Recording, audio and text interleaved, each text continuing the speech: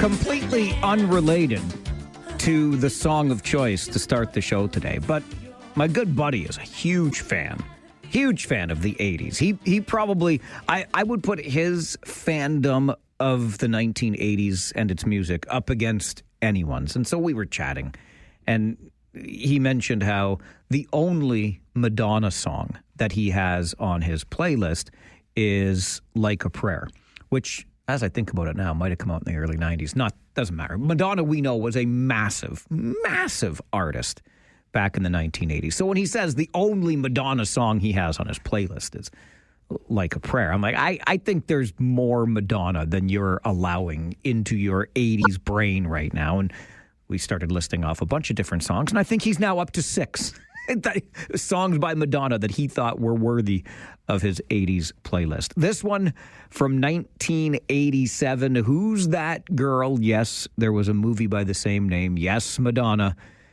was... I hesitated there because I didn't want to say star, but I guess she got top billing, so she was a star of the movie. It wasn't a good movie. Madonna, very accomplished as an artist, a musician, not so much an actress, in my opinion.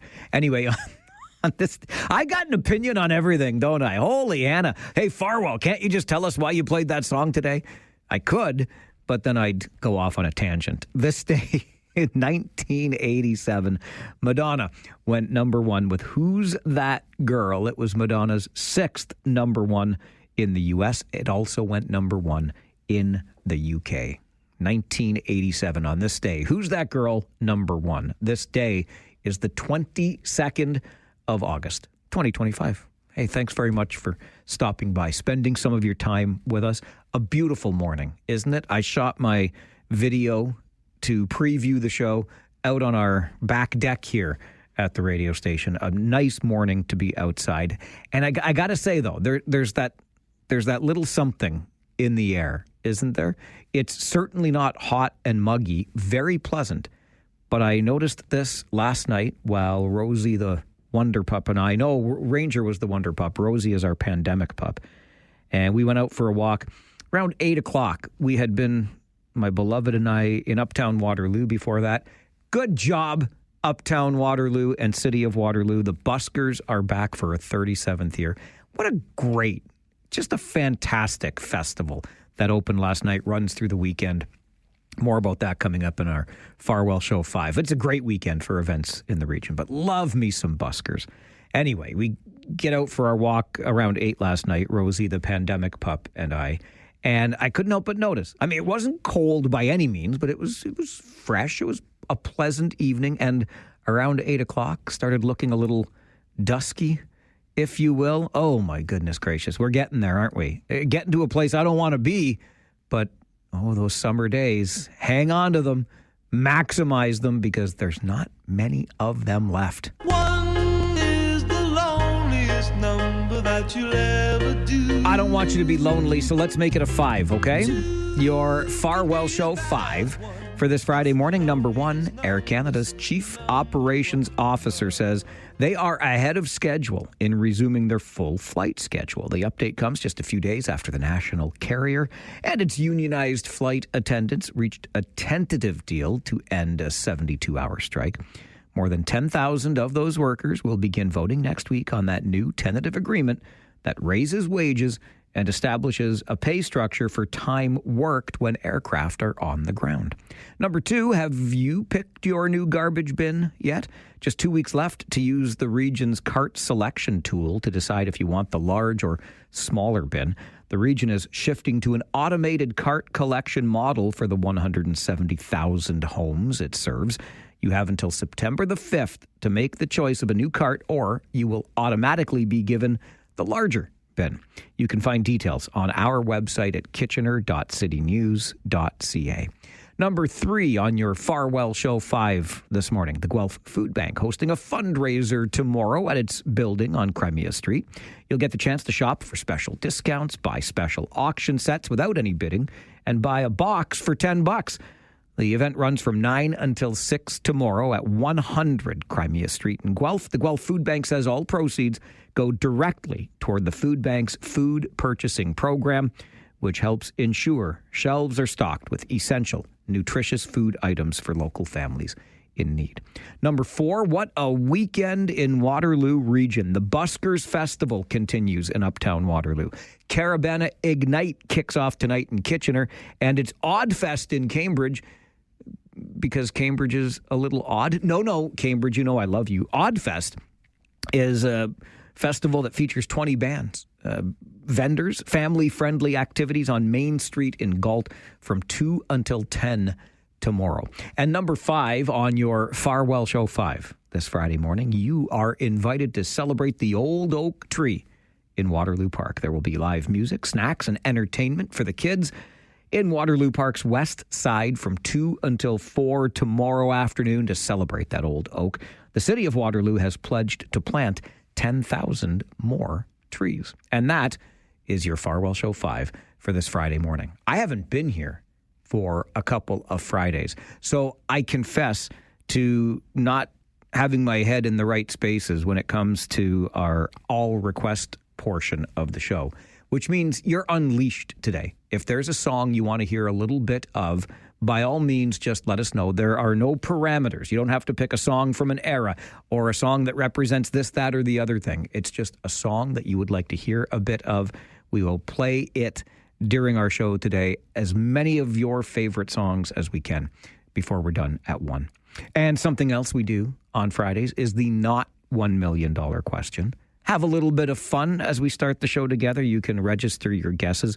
I learned very quickly to not call this the $1 million question, as I did the first time we played the game, because then somebody said, are you going to give me $1 million if I get the answer right? No, I am not, but you will have my undying gratitude and admiration if you can come up with the answer to our not $1 million question today, which is this. About 30% of Canadians admit they have not done this in over a year.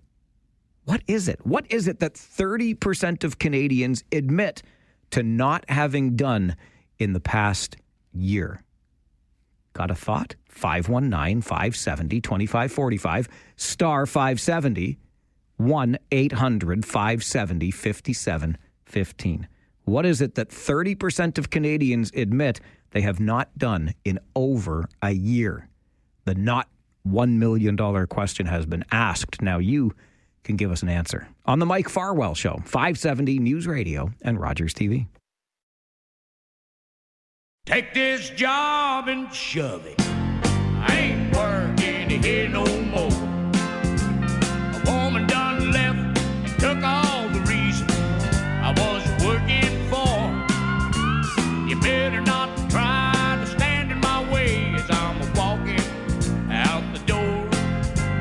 Take this job and shove it.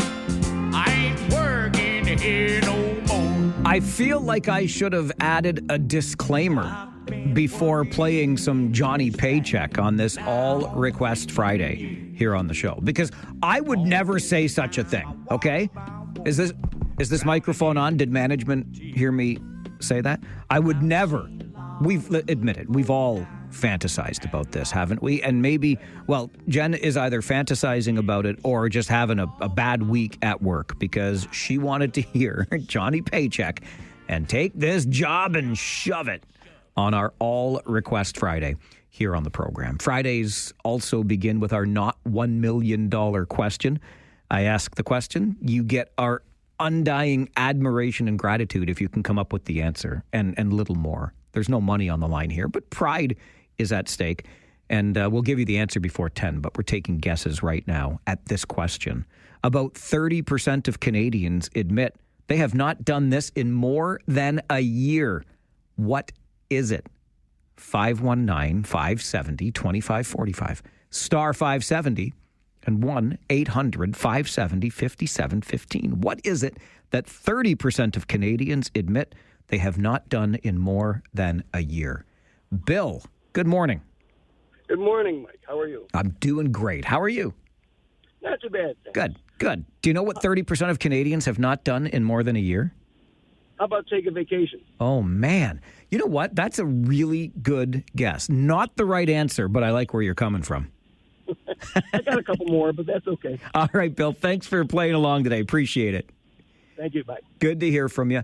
We've talked about that on the show, how especially Canadians seem to be, compared to their U.S. counterparts, less likely to take their vacation time. I don't know what it is.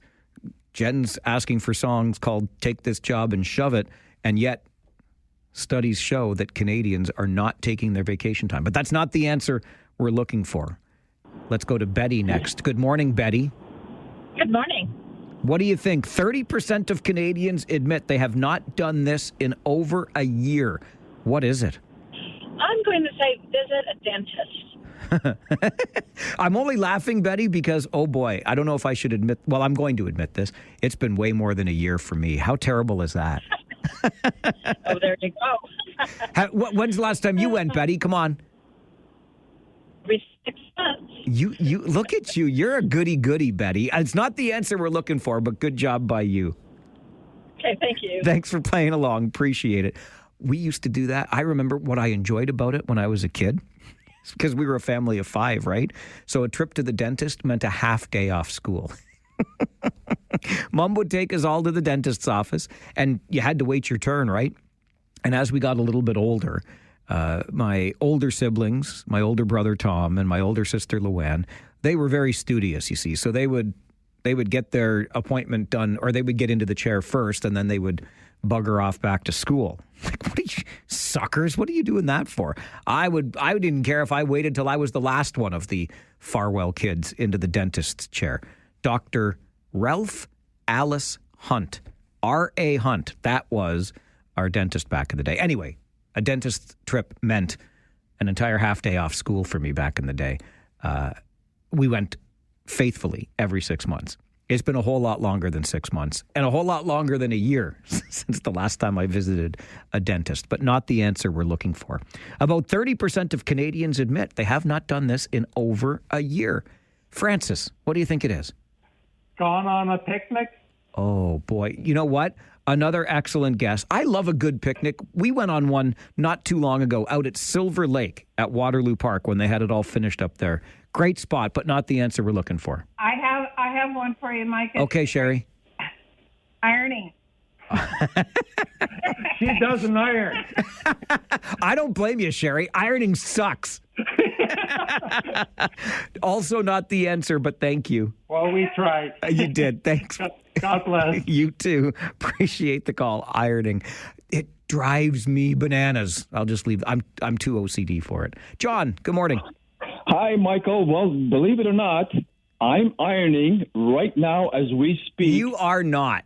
I am so, Michael. Okay. Honest. My wife's standing right here. She's never wants to get on the radio, but I'm ironing a T-shirt with the emblem of the team that's not to be named on your show. Oh, you know what? Ironing that right now. Do me a favor, John. While we're talking, can you just put the iron down like flat on that logo and just we'll continue the conversation. You know, don't stand to the iron up. You know what I'm saying here? Well, I have to be very careful because of the I don't know what material that emblem is made of, but you can't put the iron right directly on it. That's why I want you to put the iron directly on it, pal. Let's go now. Okay, my guess is a haircut. When do you think the last time is I got a haircut, John? How about you? Actually, I was down to see Lucy on Victoria Street on Lancaster Street in Kitchener, as I always go there. She's just wonderful. Probably about a month and a half ago, and I have to go to a wedding at the end of September, so I will visit her again at that time. Yeah, you got to look good for the wedding, buddy. Yes.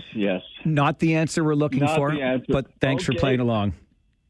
Thanks, John. Appreciate that. Ironing as he speaks. And just for the record, I take this sucker down to the wood twice a week.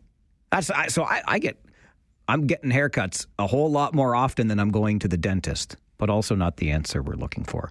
What is it that 30% of Canadians admit they have not done in more than a year? Play along with our not $1 million question this morning on the Mike Farwell Show. 570 News Radio and Rogers TV.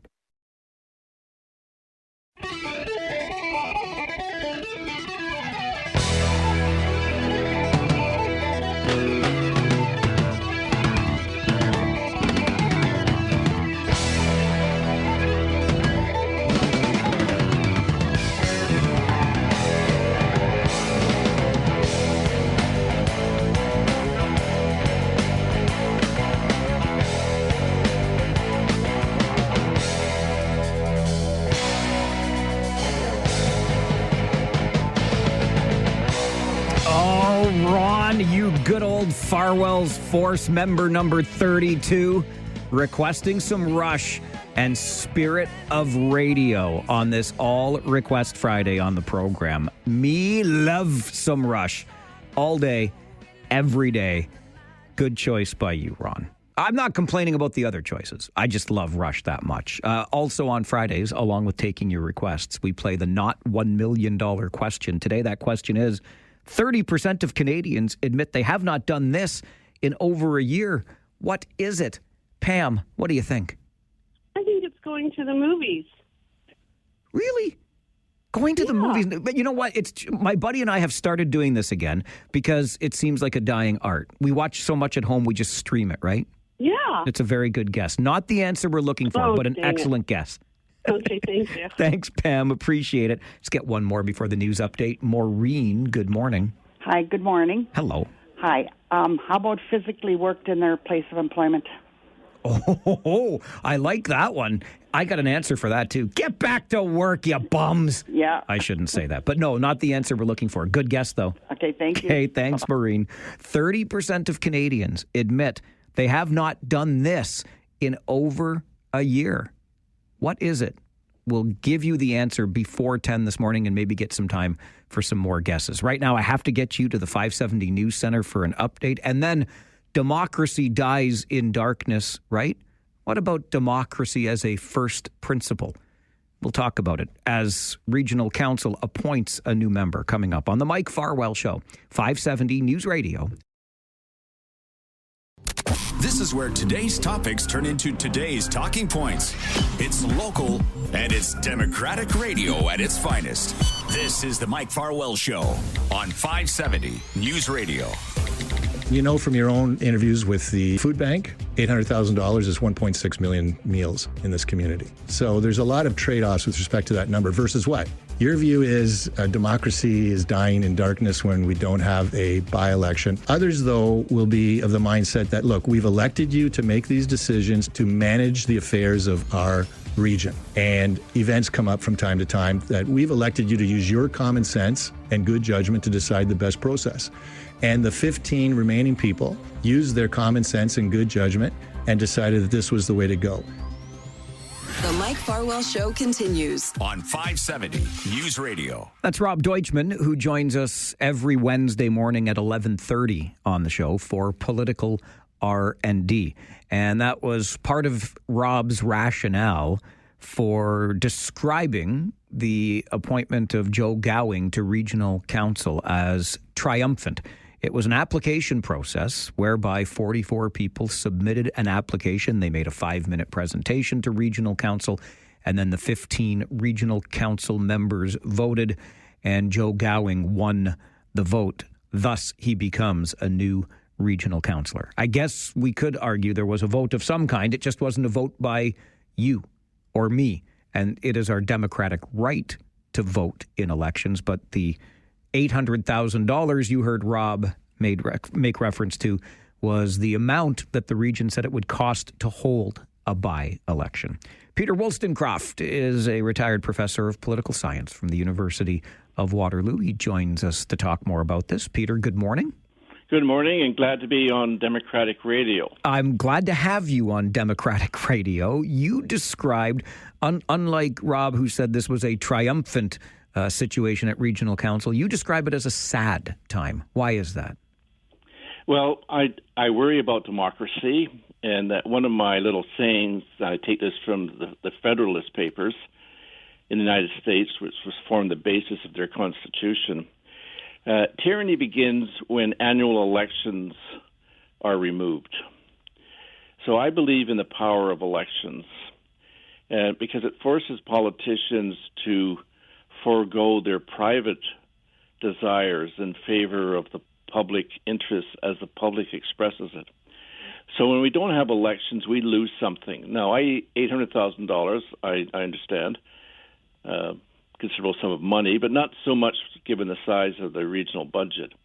But what we should be talking about, and what often does not happen when councils make these decisions, is talk about the importance of democracy.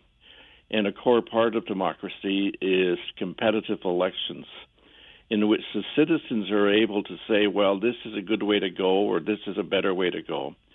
And so the test case I offer to your listeners is that there's been a considerable controversy in Waterloo Region about the Wilmot land acquisition.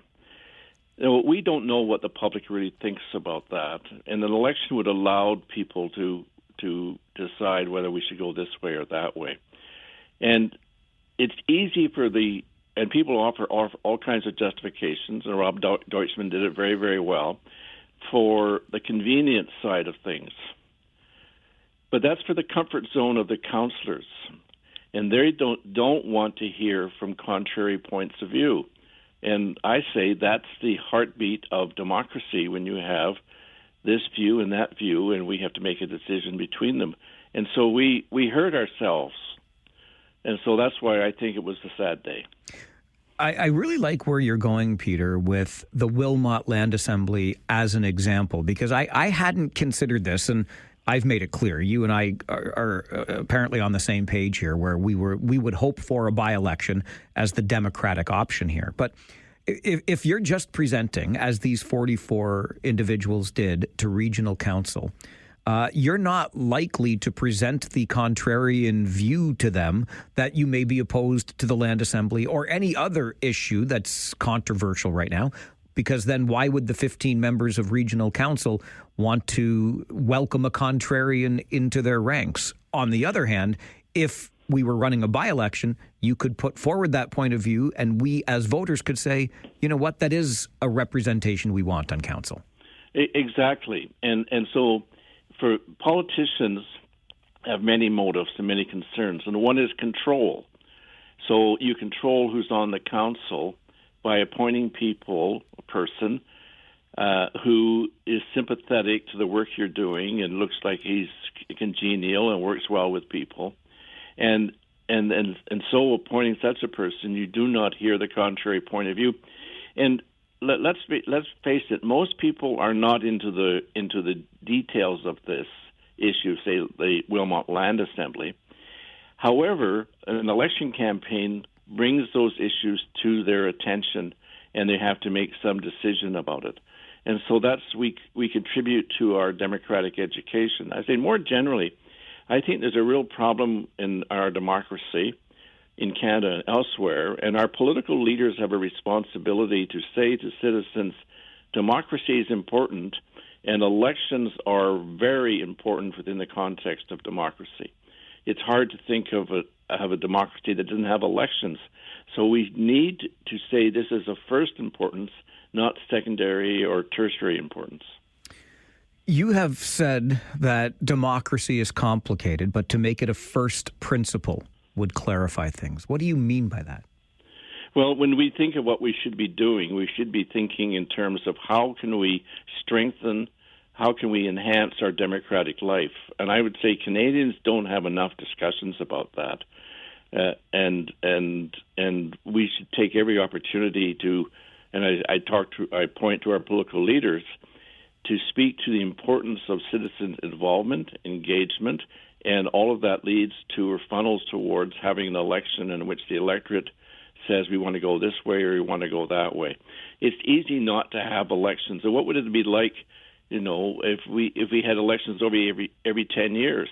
The politicians would not pay attention to public opinion and to what the concerns of people are. So I go back to that, tyranny starts when you get rid of annual elections. I don't want annual elections, but the point that has been made by the Federalist Papers writers was that it's easy for politicians to move away from their relationship with their electorate.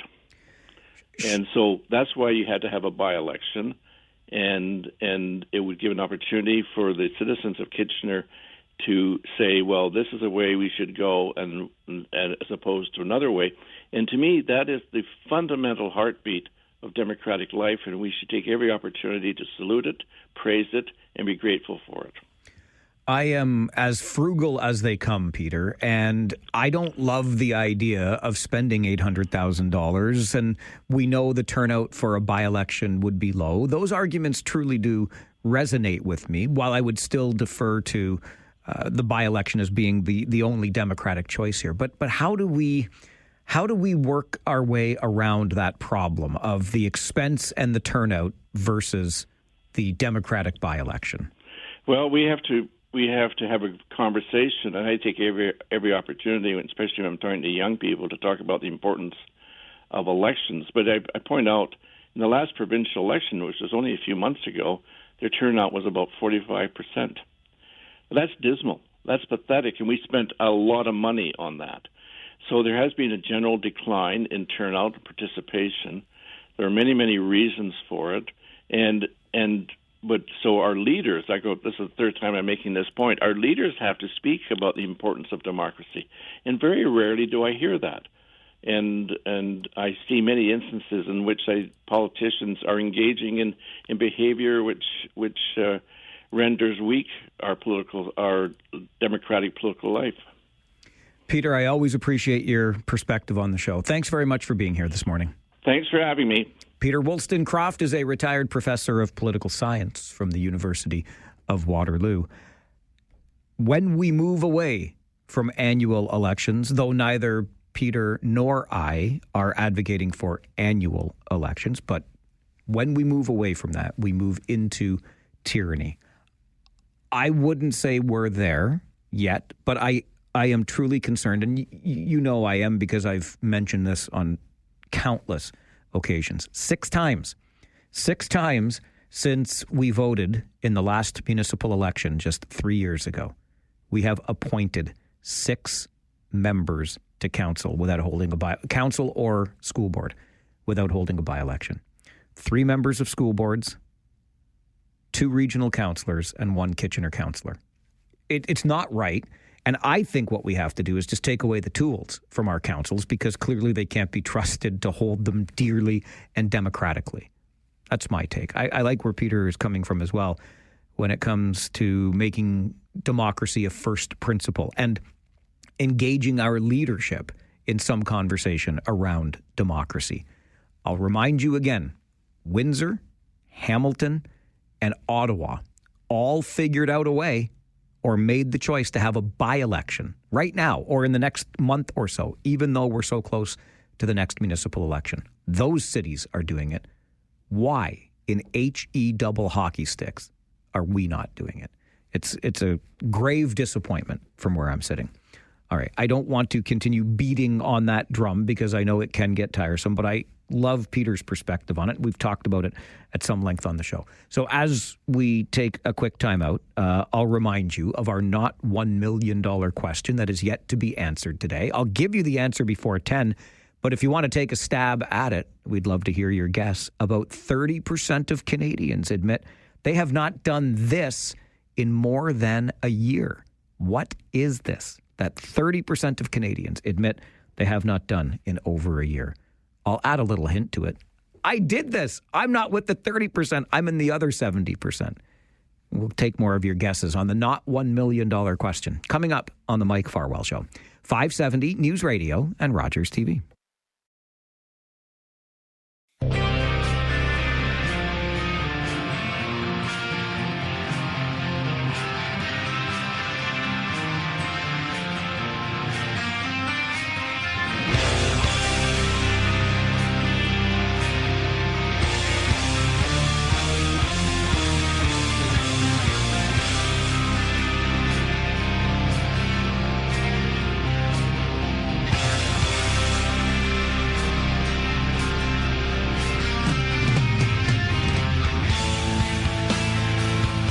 That's a little bit of Crack the Sky by Mastodon by request of my buddy JB on this All Request Friday. James wanted to hear the song because singer Brett Hines of Mastodon died in a motorcycle crash earlier this week. That's not the kind of story I like to hear as a fellow rider, but Crack the Sky by Mastodon in honor of singer Brett Hines by request of James on this All Request Friday here on the show. Something else we do on Fridays is have a little bit of fun as we start the show with what I like to call the not $1 million question, because you will be awarded $0. However, we will admire you and be grateful to you for coming up with the answer to our question, which is about 30% of Canadians admit they have not done this in over a year. What is it? Sean emails Mike at 570news.com, says, get a car wash. Not the answer we're looking for. Gary's email, save for retirement. Also not the answer we're looking for. And Ron said, see their family doctor. 3 great guesses by email to Mike at 570news.com, but none the answer we're looking for in our not $1 million question today.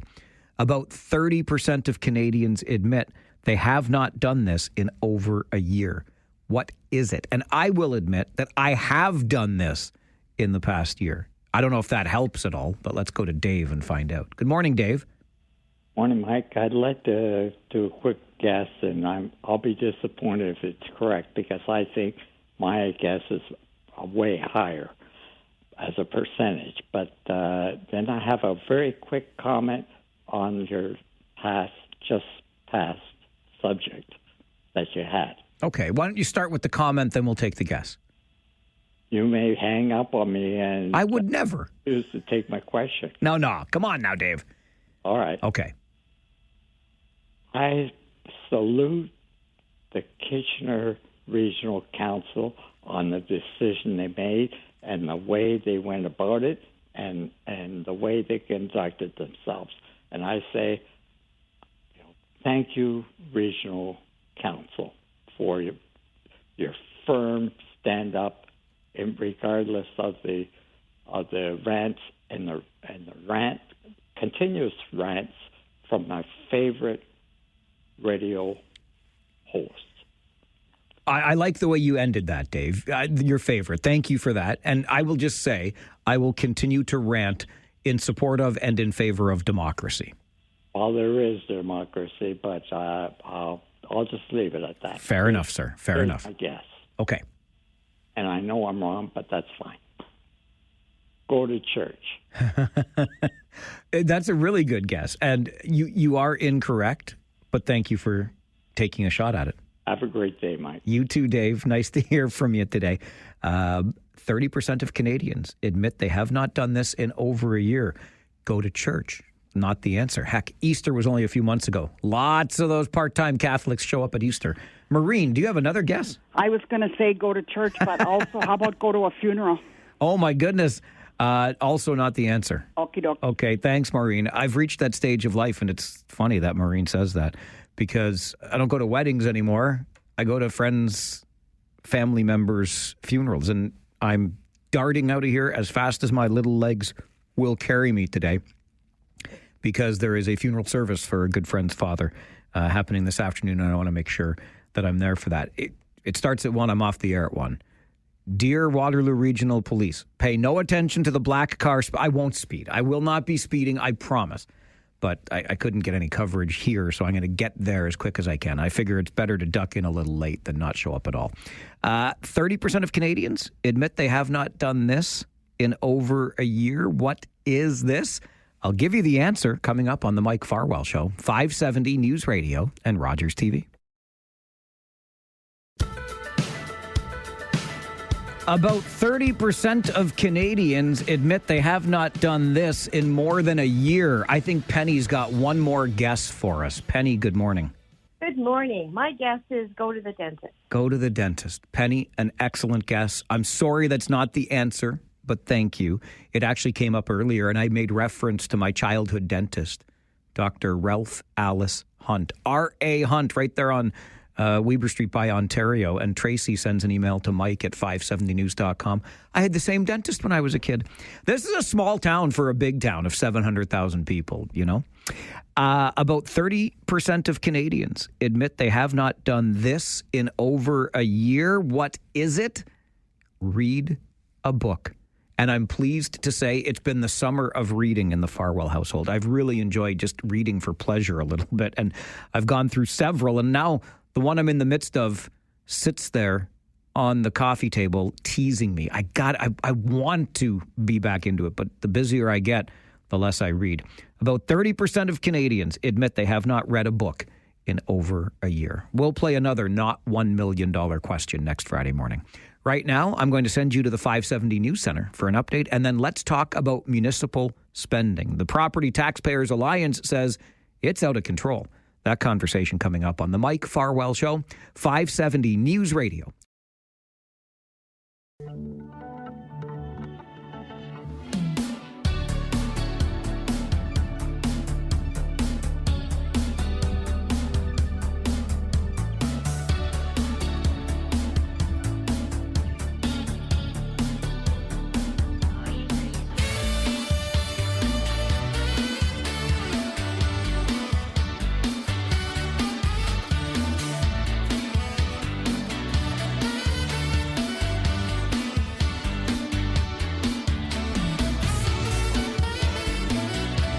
How do you feel about the amount of money our municipal governments spend? I mean, we could discuss those spending priorities, but just when it comes to the overall line items, the bottom line of the budget, well, the Property Taxpayers Alliance believes that municipal spending is currently out of control. John Waylett is the founder of the Property Taxpayers Alliance, joins us for a conversation. John, good morning. Good morning, Mike. How are you? I'm doing all right, thanks. How about yourself? Doing very well, thank you. Good. What numbers, as you dive into spending at our municipalities, concern you the most? What are you seeing in those numbers? Well, some of the areas of great concern are wages, salaries, and benefits, for example.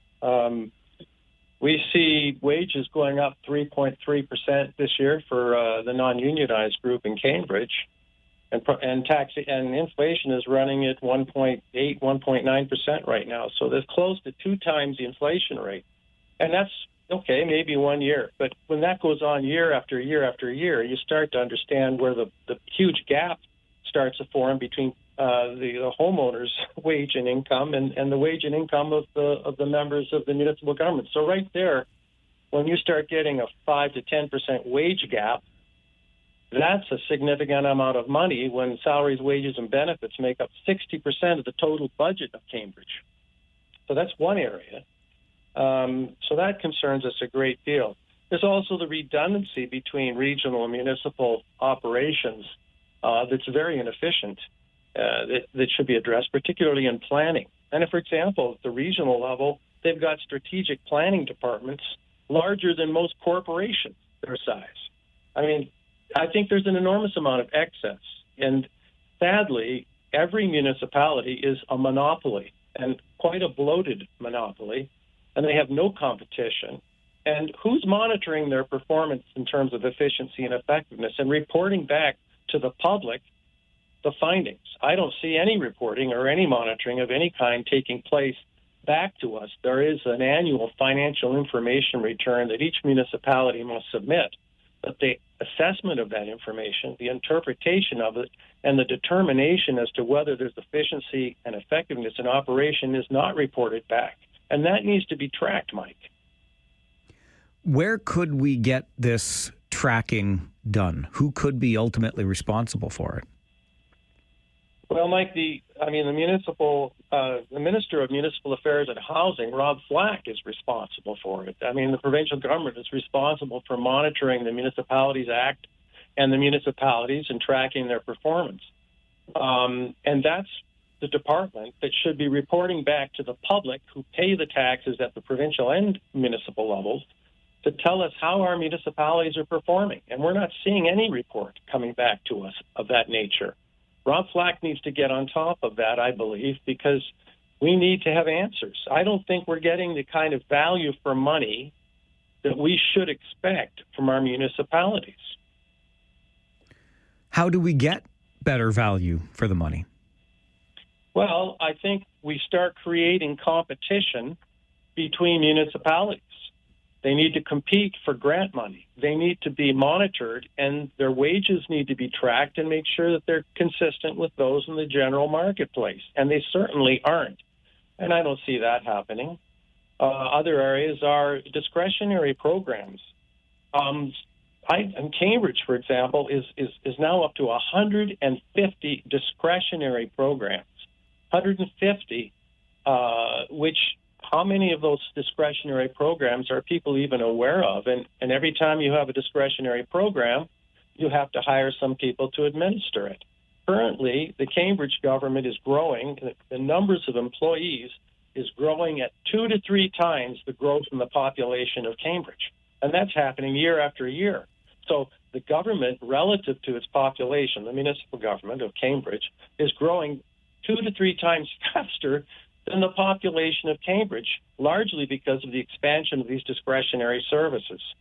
So there are many areas, Mike, that can be addressed. But I think at the end of the day, Rob Flack, Minister Rob Flack, needs to start tracking the municipalities, their performance, and reporting it back to us so that we can see, are we getting value for money? And I think we'll find that our municipalities don't have a revenue problem. They have a spending problem.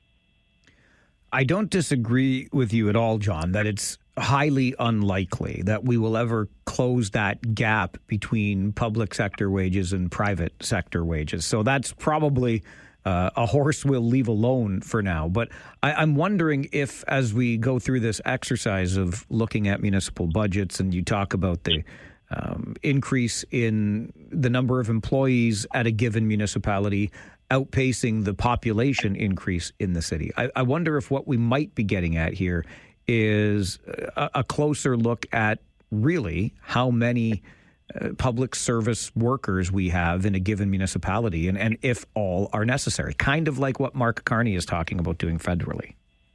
Yes, that's right, Mike. I think what Mark Carney is doing at the federal level needs to be done at the municipal level as well. I mean, there's some serious ramifications of what's going on. You know, we've got an affordability problem going on across Ontario at lower income households. For years, property taxes have been rising at 2 to 3 times the inflation rate. That's 2 to 3 times faster than people's incomes are going up. Now, 1 year, maybe 2 years, but for years and years, more and more lower income households are falling into property tax arrears. The region has seen the biggest increase in property tax arrears in 15 years. Cambridge defaults are up 25% over the last 3 years. Niagara region is experiencing the fastest rise in tax arrears in 10 years. So, you know, low-income households are losing their homes, some moving out of Cambridge, as their disposable incomes are being eroded away by double and triple inflation rate increases in property taxation.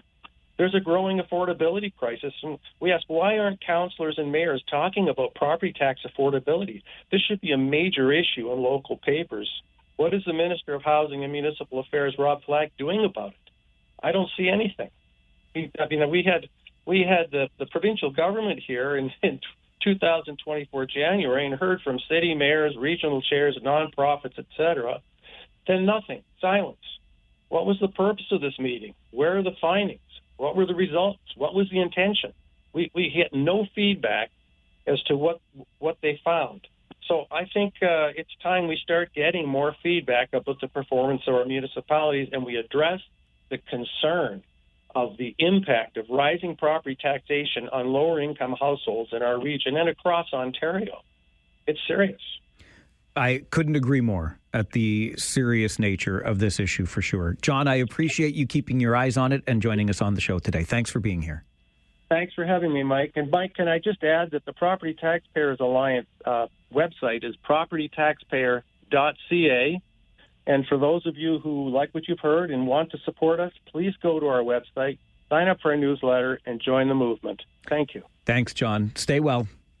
Thank you, Mike. John Waylett is the founder of the Property Taxpayers Alliance, propertytaxpayer.ca. If you'd like to learn more about them, sign up for that newsletter. I keep an eye on those things too. And I do think, look, death and taxes, right? The two things in this life that we can be sure of, and complaining about both, or at least complaining about one and being afraid of the other, maybe.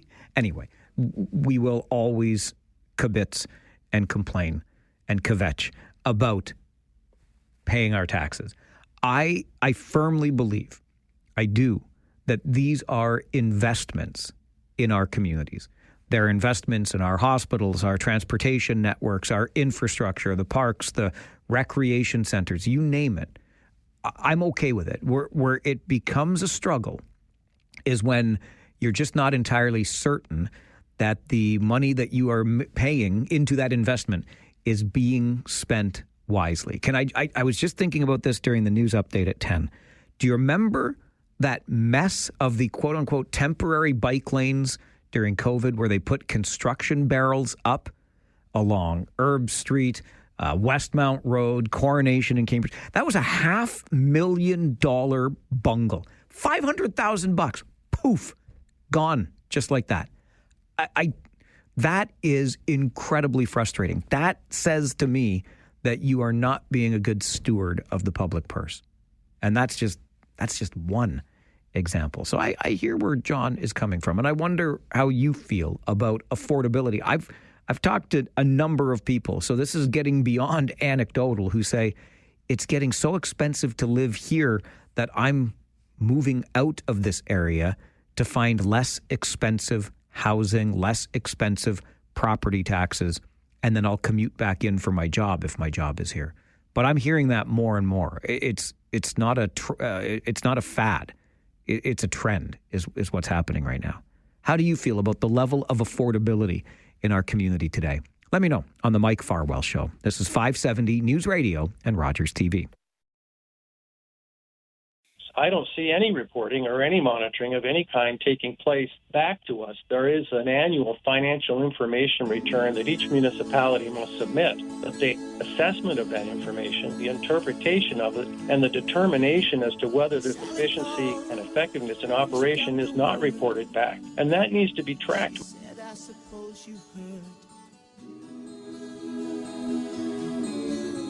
About Alice. Well, I rushed to the window, I looked outside, and I could hardly believe my eyes. It's a big limousine moved off into Alice's drive. John Waylett is the founder of the Property Taxpayers Alliance. He says municipal spending is out of control, primarily with too much on salaries and benefits at the municipal level. As we welcome you back to an All Request Friday here on the show. And Suzanne wanted to hear some Smokey. And who the F is Alice? There you go on your All Request Friday. Let's go to the phones, hear from you on municipal spending, how you feel about it. Shanaz, good morning. Hello. Hi, how are you? Good, thanks. Yeah, so about property taxes. So recently we duplexed our home. So basically we're providing housing for somebody. So all of a sudden we get a supplement tax bill and our property taxes go up, right? So like when we're talking about affordable housing and these issues, and like a lot of that has to do with the municipal things. Like, wouldn't you think that if someone is trying to, provide housing for somebody, that we would get incentives as opposed to being dinged with more property taxes? There's also a rule, I don't know if anybody knows about it. Let's say I want to give someone affordable housing, but because I have my mortgage, I have property taxes to pay. I can't give them affordable housing. But if you want the region to kind of help you out, to help pay for the cost that you're incurring, you have to sign something that says you're going to give affordable housing for 30 years. You have to sign a document. I don't know how old that law or whatever it is. 30 years, you have to sign something to say. Now, how does that help our affordable housing shortage? Well, it helps because they know it's going to be there for 30 years. If you are the person providing it, though, I certainly understand where you're coming from. Scott, good morning. Good morning. So I got another angle for you here, Farwell. Sure. This elbow is up and Carney trying to stand tall against the U.S., putting 35% tariffs and stuff and against U.S. stuff coming in.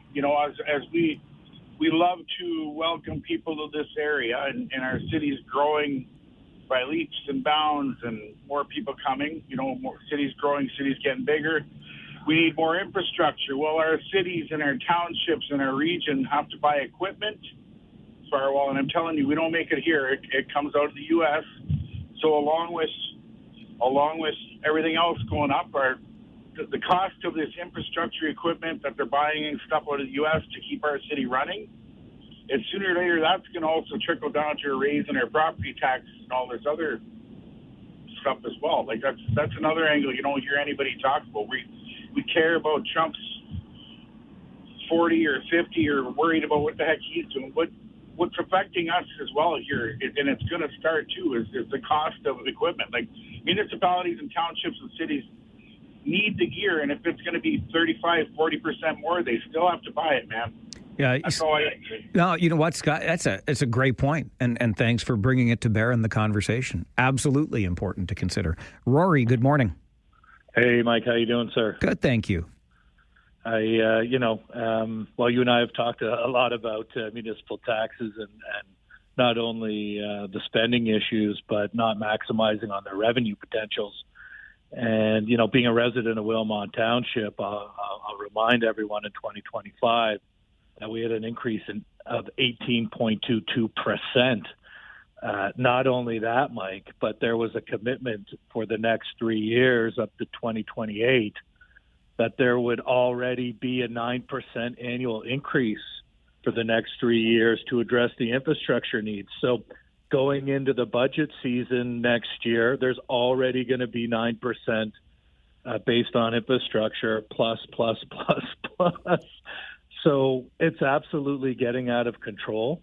And, short of voting these people out, we really need to, we as citizens really need to get engaged here on the out of control increases that continue to happen every year. And like you and I say, they come up with this huge number. It was 50% last year, and then they settle on 18 and give each other a pat on the back. So something's got to change, Mike. Rory, thanks for that. It's an excellent point. And I hope we are getting engaged in this, because there is a part of me, and it's a growing part, that thinks complacency on the part of municipal councillors is playing a role in this, because we've had a lot of people in their positions for a long time. Term limits, maybe it's time to start talking about that. But I think the lens has become too narrow, and they're forgetting the bigger picture, which is the average Joe and Jane like you and me trying to put meat and potatoes on the table. It's getting tough. This is the Mike Farwell Show, 570 News Radio and Rogers TV.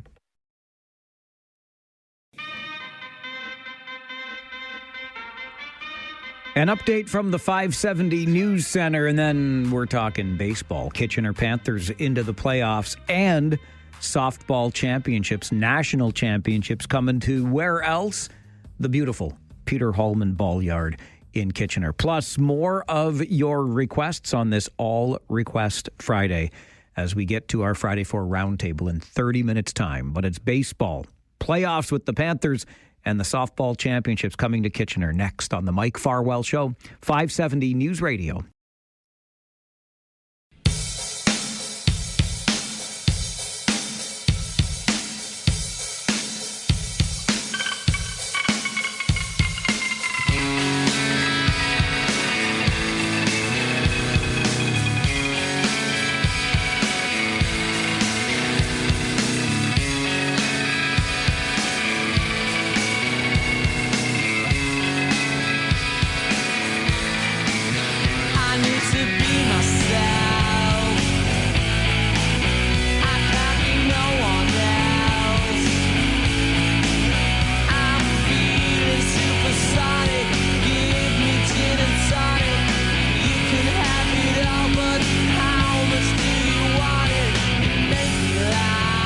Little bit of Supersonic by Oasis for Jeff on this All Request Friday here on the program. Jeff says it's the most anticipated concert of the summer coming to Toronto. Rogers Stadium on Sunday, Oasis will be there. And on that note, let's hear it again for the KW and Stratford Perth Humane Society and their 50-50 raffle that not only awarded $18,000+ to the winner yesterday, but also a VIP prize package with spending money to that Oasis concert this weekend. And that means $18,000+ for the Humane Society to continue doing the great work that they do. An All Request Friday here on the show. Something else we do on Fridays is check in with the Kitchener Panthers, Waterloo Region Sports and Entertainment, WRSE Weekly. The Panthers and the KW Titans under that umbrella. And Shanif Hirani is the general manager of the Kitchener Panthers, who are now into the playoffs versus Welland. Shanif, good morning. Morning, Mike. How are you? I'm all right. How are you? I'm doing okay. Good. I gotta ask this to start. I mean, are you tired of the jackfish yet, Shanif? 2 of your final 3 regular season games, and now you got them in the playoffs. Are you sick of these guys? I know. We've seen them a lot. We've seen them a lot recently. I don't know if that's a good thing or a bad thing, but we've played them well pretty recently. So hopefully we can take all the knowledge and time we've seen them and turn into some wins here. Absolutely. You did finish off the regular season with that big 11-10 win in Welland, and I wonder what that did for your mindset coming into the playoffs, Shanif. That was big. Throughout the season, we ended up finishing 2-3 against them. Obviously not the winning record we'd like, but it definitely showed that we can compete with them, and any given day that we can take a game. So I think it was a great confidence booster going into the playoffs. You got those playoffs started last night in Welland. They got the better of you 7-0, the final score. Was it their pitching or your cold bats that contributed to the loss? Honestly, it was a pretty good game throughout. I would say the game swung in the 2 middle innings where they scored all of their runs. Otherwise, it was a really good game. Their pitcher gave our hitters some trouble, but otherwise our bullpen came in and did a good job. So there's definitely positives we can build off of going into today. It's a best of 5. You're back home tonight to face the Jackfish. What do you need to see from your Panthers ball club, Shanif? I think today would be great to get out to an early lead. As a lot of people in the area know, there's no low-scoring games at Jack Couch Park. So an early lead definitely goes a long way, and then just keep chipping away and do what we can to hold them down. As we enter the postseason now, I know it was a pretty successful regular season for the Panthers. What can fans expect when they come to the ballpark for playoff baseball? It's going to be a lot of the new additions we added throughout the year. There'll be lots of giveaways, lots of games on the field for the kids. Kids can run the bases during the 6th inning, and again, high quality baseball that they've come to expect. How confident are you about your team's chances against Welland, which, of course, was the top team in the IBL this year? Yes, yeah. They're a very good baseball team, very well-rounded, but I feel really good. I'd say the past month and a half, we've been playing our best baseball, which is when we want to be peaking right at the end of the season coming into playoffs. So we'll put yesterday behind us, and I think we'll be able to bounce back today. What can you learn from Welland, which has been dominating the league for a couple of seasons, as you build this Panthers team into a contender? I think one thing that really stands out from them is their pitching depth. It doesn't matter, starter, reliever, whoever they bring in seems to be a really high-quality arm. So that's definitely something we'll have a focus on moving forward, especially in a smaller ballpark that we play in. We want to make sure we get them at Jack Couch tonight so we can come back for a Game 4 on Tuesday. We'll hope for the best for sure and wish you the best of luck, Shanif. Thanks very much for joining us this morning. Thank you. I appreciate it. Shanif Hirani is the general manager of the Kitchener Panthers. The Panthers got into the inter-county baseball playoffs in 8th spot. That lined them up against the top-ranked Welland Jackfish. And the Jackfish opened this best-of-5 playoff series with a 7-0 win last night in Welland. That means we're back in Kitchener tonight. 7:30 at Jack Couch. And you can watch your Panthers with some playoff baseball against those Jackfish. Game 3 in the series back in Welland tomorrow.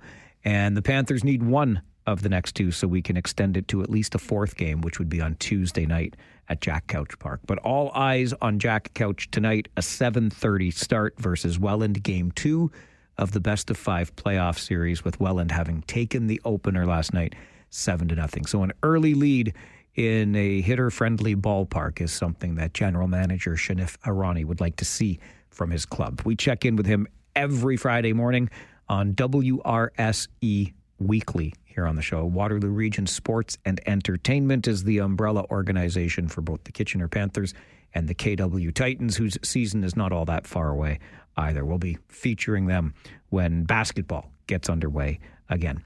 For now, we're going to stick on the diamond and the softball championships that are coming to Kitchener, and they'll be played where else but Peter Hallman Ball Yard, opening next week. We'll give you all of the details of the great action that you'll be able to take in as we continue the Mike Farwell Show this morning. Stay with us. 570 News Radio and Rogers TV.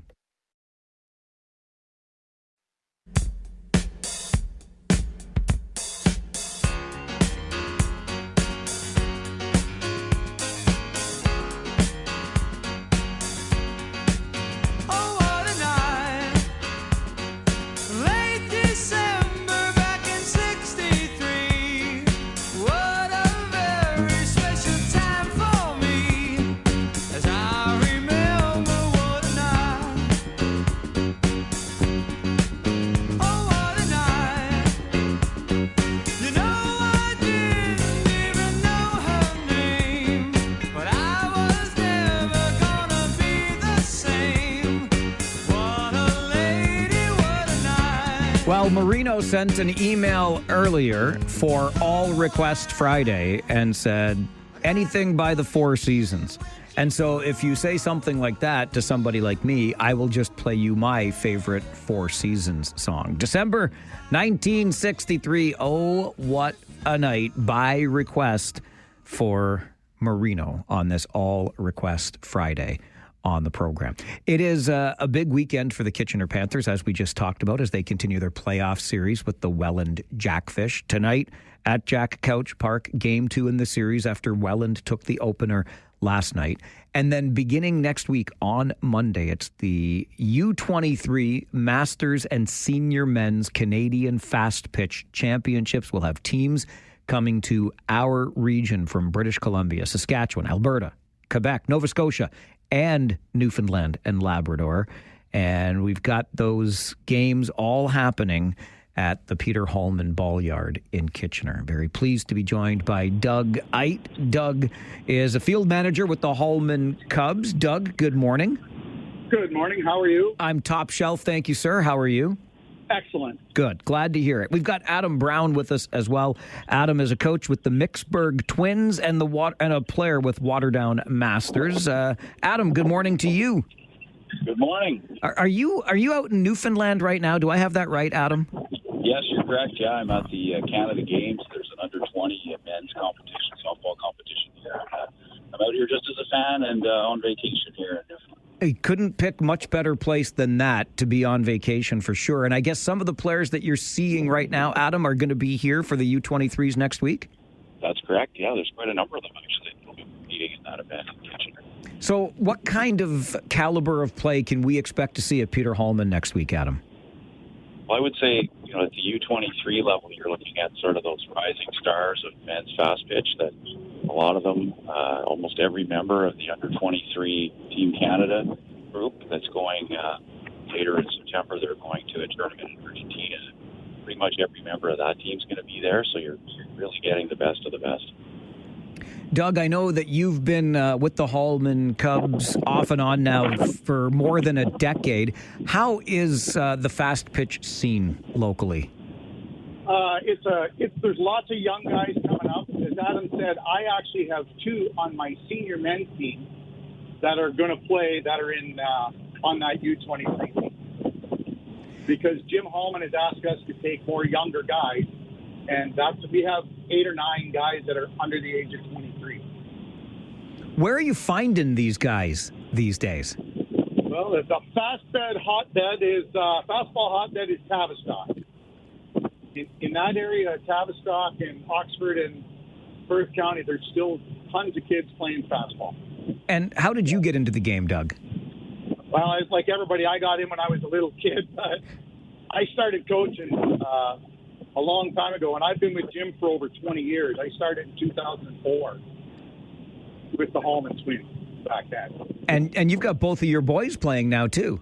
Both my sons, actually, in novelty, they were the bat boys in 2004 and 5 at the IFC and the Canadians, and now they're going to join me and play. So they play in the Huron County Fastball League. They have played a bit of IFC ball, but it's a large commitment to play all year. love to hear it, and I love that the sons are following in Dad's footsteps. So, Adam, what can you tell us about the tournament that's starting next week at Peter Hallman Ball-Yard? Well, I think, as you mentioned, we've got 3 different levels in the event. There's the under 23, there's the Masters group, which is 40 plus, and you've got a whole lot of guys that can really still play the game, even though they're in their 40s and 50s. So that's going to be a great division too. And then, of course, the Open Men's, where you're getting the best players from abroad, right from BC all the way to Newfoundland, across the country that are competing in that division. So there's really a huge schedule of games in those 3 different divisions. I'm really impressed with the ability of the host committee to fit everything in. It's quite an accomplishment. Yeah. That's a great point about the host committee and the hard work that goes in, the volunteers that are involved in this, the high caliber of play we're going to get to see at Peter Hallman. And Doug, I'll throw this one to you because you would know the field as well as anybody. But I mean, we're pretty lucky to have a place like the Peter Hallman Ball-Yard to host these games. One of the nicest facilities in Canada, and I've been from British Columbia to Newfoundland, and Adam's probably cold out in Newfoundland because I was watching last night and it looked like people had jackets on. But because I've been to I've been to the Canadians from BC to Newfoundland, and the caliber is top. Most of the national team guys that played in Prince Albert, Saskatchewan, and they played in China in the World Games. The majority of all those guys will be here to play in this tournament. Really looking forward to a great week of Fast Pitch at Peter Hallman. Doug, Adam, appreciate you both being here. Thanks very much for making time for the show this morning. Thanks for having us and promoting fastball as a sport. Happy to do that because it is an excellent sport. As you heard Doug say, this is a fast pitch hotbed, and you get some real high caliber play with this tournament. Coming to Peter Hallman Ball-Yard, opening on Monday. Check out KitchenerFastballPromotions.ca for the full schedule, all of the details. Doug Eit, a field manager with the Hallman Clubs, and Adam Brown, a coach with the Mixburg Twins, joining the Mike Farwell Show this morning. 570 News Radio and Rogers TV. Going to the chapel and we're gonna get married. Going to the chapel and we're gonna get married. We really love you. Oh, Annie.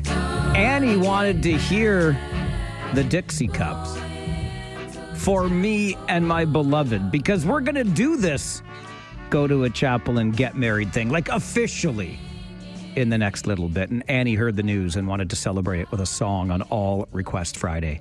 I appreciate that very much. Wanted to let you know about Bass-Toberfest. I know you've heard of Oktoberfest, but what about Bass-Toberfest? Paul Kreuzenbrunner is a member of the KW Cambridge Bassmasters. And Paul, why don't we just start there? Who are the Bassmasters? We're a local fishing organization. We do pike tournaments in the spring and bass tournaments throughout the summer and fall. So we are a local bass fishing club. We do conservation work. We do cleanups around rivers and shorelines, especially at boat ramps. This year we're really targeting all the boat ramps we go to do a cleanup to make sure that we conserve our waters. Speaking of the fall and a bass tournament then, we're here today to talk about Bass-Toberfest. Tell us more about it. Well, I'm also a member of the Alpine Club, have been since I was a kid. My grandfather was one of the founding members of the Alpine Club. And so I went to an Oktoberfest meeting about a year and a half ago, and they were talking about all these other events that they're doing, and I'm sitting there and I'm thinking, you know, I'm a bass fisherman and I'm in Oktoberfest. I was in the Alpine Dancers for many years. Why don't we mix the two and go put bass fishing and Oktoberfest together and call it Bass-Toberfest? So that's what we're doing. We're doing an event called Bass-Toberfest. It will take place this year on September the 13th, 2025. It's a bass tournament that we'll be hosting at Wildwood Lake out by St. Mary's. It's only going to be 40 boats maximum. The tournament will run from 9 a.m. until 2 p.m., and after that, everyone is invited back to the Alpine Club for an Oktoberfest-style dinner, awards. We'll have a prize table. We've got sponsors lined up already. We're still looking for more. We have a live band and a catered Oktoberfest dinner. It's going to be a fantastic day. That dinner and fellowship at the Alpine Club would be worth it all on its own, but we know that people will be interested in this, and even though it's not happening till September, registrations are now open, Paul. How can people get involved? They can go to the Alpine Club website, alpineclub.ca, go to upcoming events, and there's a link there for Basstoberfest. Scroll down, the information is there. There's a button you press to fill out your entry form. You and a boater and a non-boater, so people with boats, must have a live well because this is a live release tournament. Fill out the form, email it to our email address, which is really simple, basstoberfest@gmail.com. We're also on Facebook, KW Basstoberfest. People can look us up there. And once I get the entry forms and payment, you're on the list and you'll be partaking in a fantastic one-day event. Remind us that website one more time where we can go to register. alpineclub.ca, upcoming events, and click on the button to fill out an entry form. alpineclub.ca. Today is the last day to register for Basstoberfest. This is the Mike Farwell Show, 570 News Radio and Rogers TV.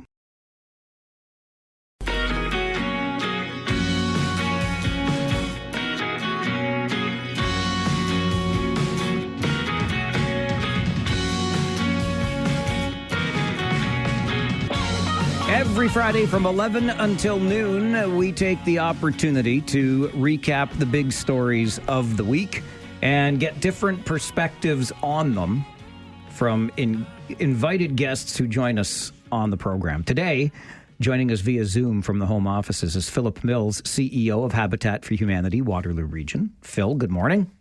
Good morning. And we also have with us in studio Tom Galloway, former Region of Waterloo councillor, all-around good guy, and somebody getting ready for another season of Kitchener Rangers hockey, I imagine. That's right, Mike. Yeah, not too long from now. It is coming up fast, Training isn't it? camp starts. You going to be there timekeeping for training camp too? I got to get in training too, you know. Exactly. I got to get the finger working. I'm glad you're using that finger. Yeah. Okay, Tom, you're hearing Phil okay? Phil, are you hearing Tom okay? Yep. Okay, perfect. So we're off to a great start. And I think I'm just squeezing over here. I'll tell you what, our producer, Justine, is trying to make my life as difficult as she possibly can by making me do some gymnastics, both mental and otherwise, here in the studio. I think we're just getting John Hendry online now, who will also be joining us. John, a professional speaker, author, and retired public school board trustee. John, good morning to you. Good morning. Finally, I had to reestablish my Zoom account before I could get on. All right. That's okay. You're all set. We're all here. Philip Mills, I'm going to start with you on this one. One of our big stories of the week, the Air Canada dispute. Obviously, now settled, but it was an interesting 72 hours or so. What are your takeaways?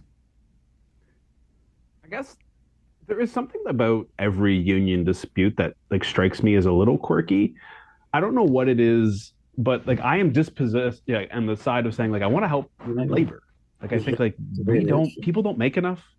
I don't think that life is expensive, and so there's this part of me that always says I really want to be supportive of labor. There's another part of me that understands things are complicated and budgets are tight and whatnot. Yeah.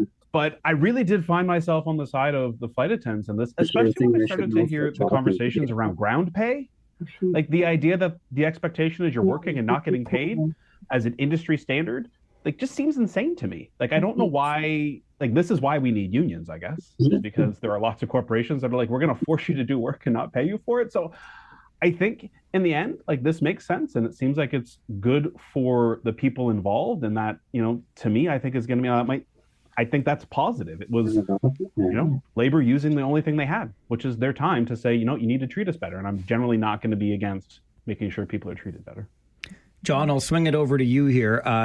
We are, if you could just mute in between here, John, because we had you talking over Phil a little bit there. Okay, sorry. That's okay. But your thoughts, your takeaways from the Air Canada dispute? Well, I think the union didn't help things by provoking and trying to incite the public. It's most unfortunate because the only losers in this, of course, were the travelers. I think at the end of the day, you have to look at the flight attendants really are the face of Air Canada. You don't see the pilots when you go on a flight. You don't see the administrators. You see the flight attendants, and they're the ones that take care of you. And so, I think in fairness, they deserve to be paid. I'm not sure I agree with 50% on the pre-flight payments, but I think they should be paid at 100% right from the get-go, just like any other job. But quite frankly, I was shocked that they're on an hourly rate. I would have assumed that full-time flight attendants would have been on a salary, an annual salary, which would have taken care of all of this mess. I think that's an interesting point in all of this, Tom, because I think the union did a terrific job of winning the PR war. To John's point, as I understood it, the wage that was being paid kind of already took into account some of these ground hours worked, if you will. But nonetheless, your takeaways from the dispute. Yeah, well, I think this was kind of a recipe for disaster when you have this kind of hybrid payment process where they're actually hourly, but they're kind of treated salary wise, exactly as you say, because it was kind of built in to their hourly rate that they would, in their words, donate the time before the flight leaves. And I think it's an obvious discrepancy. It doesn't make a lot of sense, and it looks like they're going to try to iron it out. And other airlines have started to iron this out too. This was, in fact, the norm in the industry, and some airlines are sorting it out. And of course, they sorted out this time 50% for the first hour of their hourly rate. On top of some fairly significant wage increases, I would imagine they're going to ratify it. But, I think where you have these kinds of systems, and they may exist elsewhere in the public or even the private sector, where you kind of have this hybrid where you're hourly, but yet you don't get paid for certain parts of your work, is just really a recipe for disaster. And you might as well get this sorted out. And it looks like they sorted it out. It's 50% for the first hour. Next contract, it's 75%. In the third contract, it'll be 100%. The one thing I would say, and I know this is a difficult, I side with the union on this, except for the fact that they defied an order.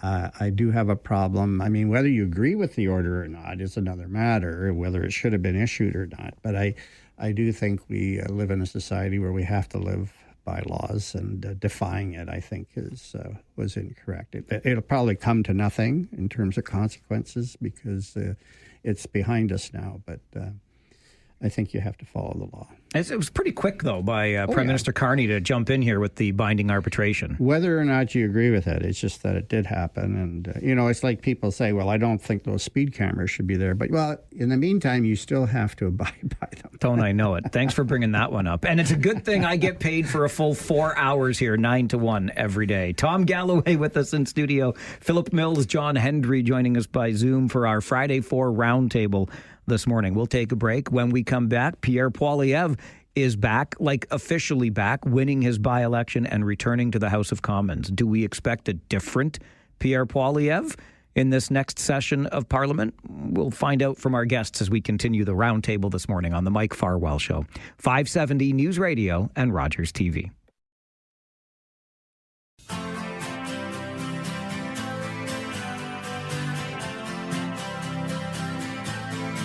With us on the Friday 4 roundtable this morning, Tom Galloway, Philip Mills, John Hendry. We've talked Air Canada. Let's keep it federal and talk about the by-election in Battle River Crowfoot that resulted in the return to Parliament for one Pierre Poilievre, still the leader of the federal Conservatives and will face an upcoming leadership review. Maybe that factors into this conversation. But do we expect a different approach from the Conservative leader as he returns to the House? John, I'll start with you on this one. Do you expect a different Pierre Poilievre as he returns to the House of Commons, having won that by-election? Well, Mike, I think you know that I'm a dyed-in-the-wool conservative, so but you might be surprised at my comment. Unfortunately, I think Poilievre will be the same.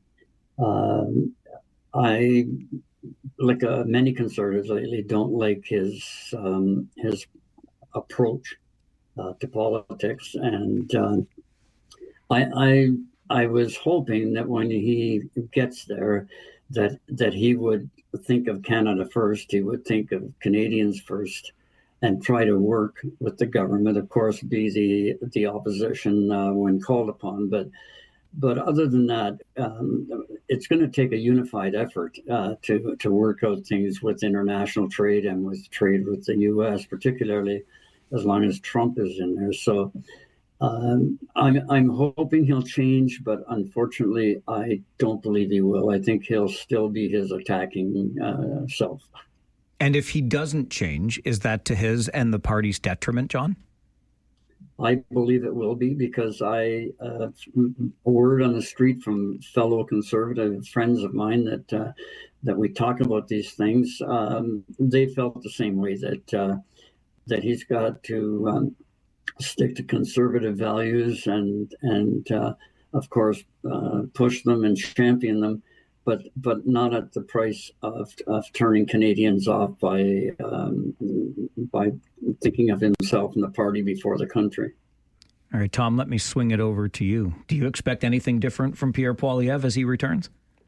No, I think Mr. Poilievre is who he is. What you see is what you get. I don't think he can really change. They tried to put a little bit of lipstick on him in the campaign, so to speak, and it didn't really take very, very well. But I'd like to take a little different view of this question and get away, I mean, in a more generic sense. When you're a leader of a major legacy party, as he was, and you go from, being favored to then not being favored, and of course Trump had a lot to do with that. And then you lose your own riding, which you've held for a long time.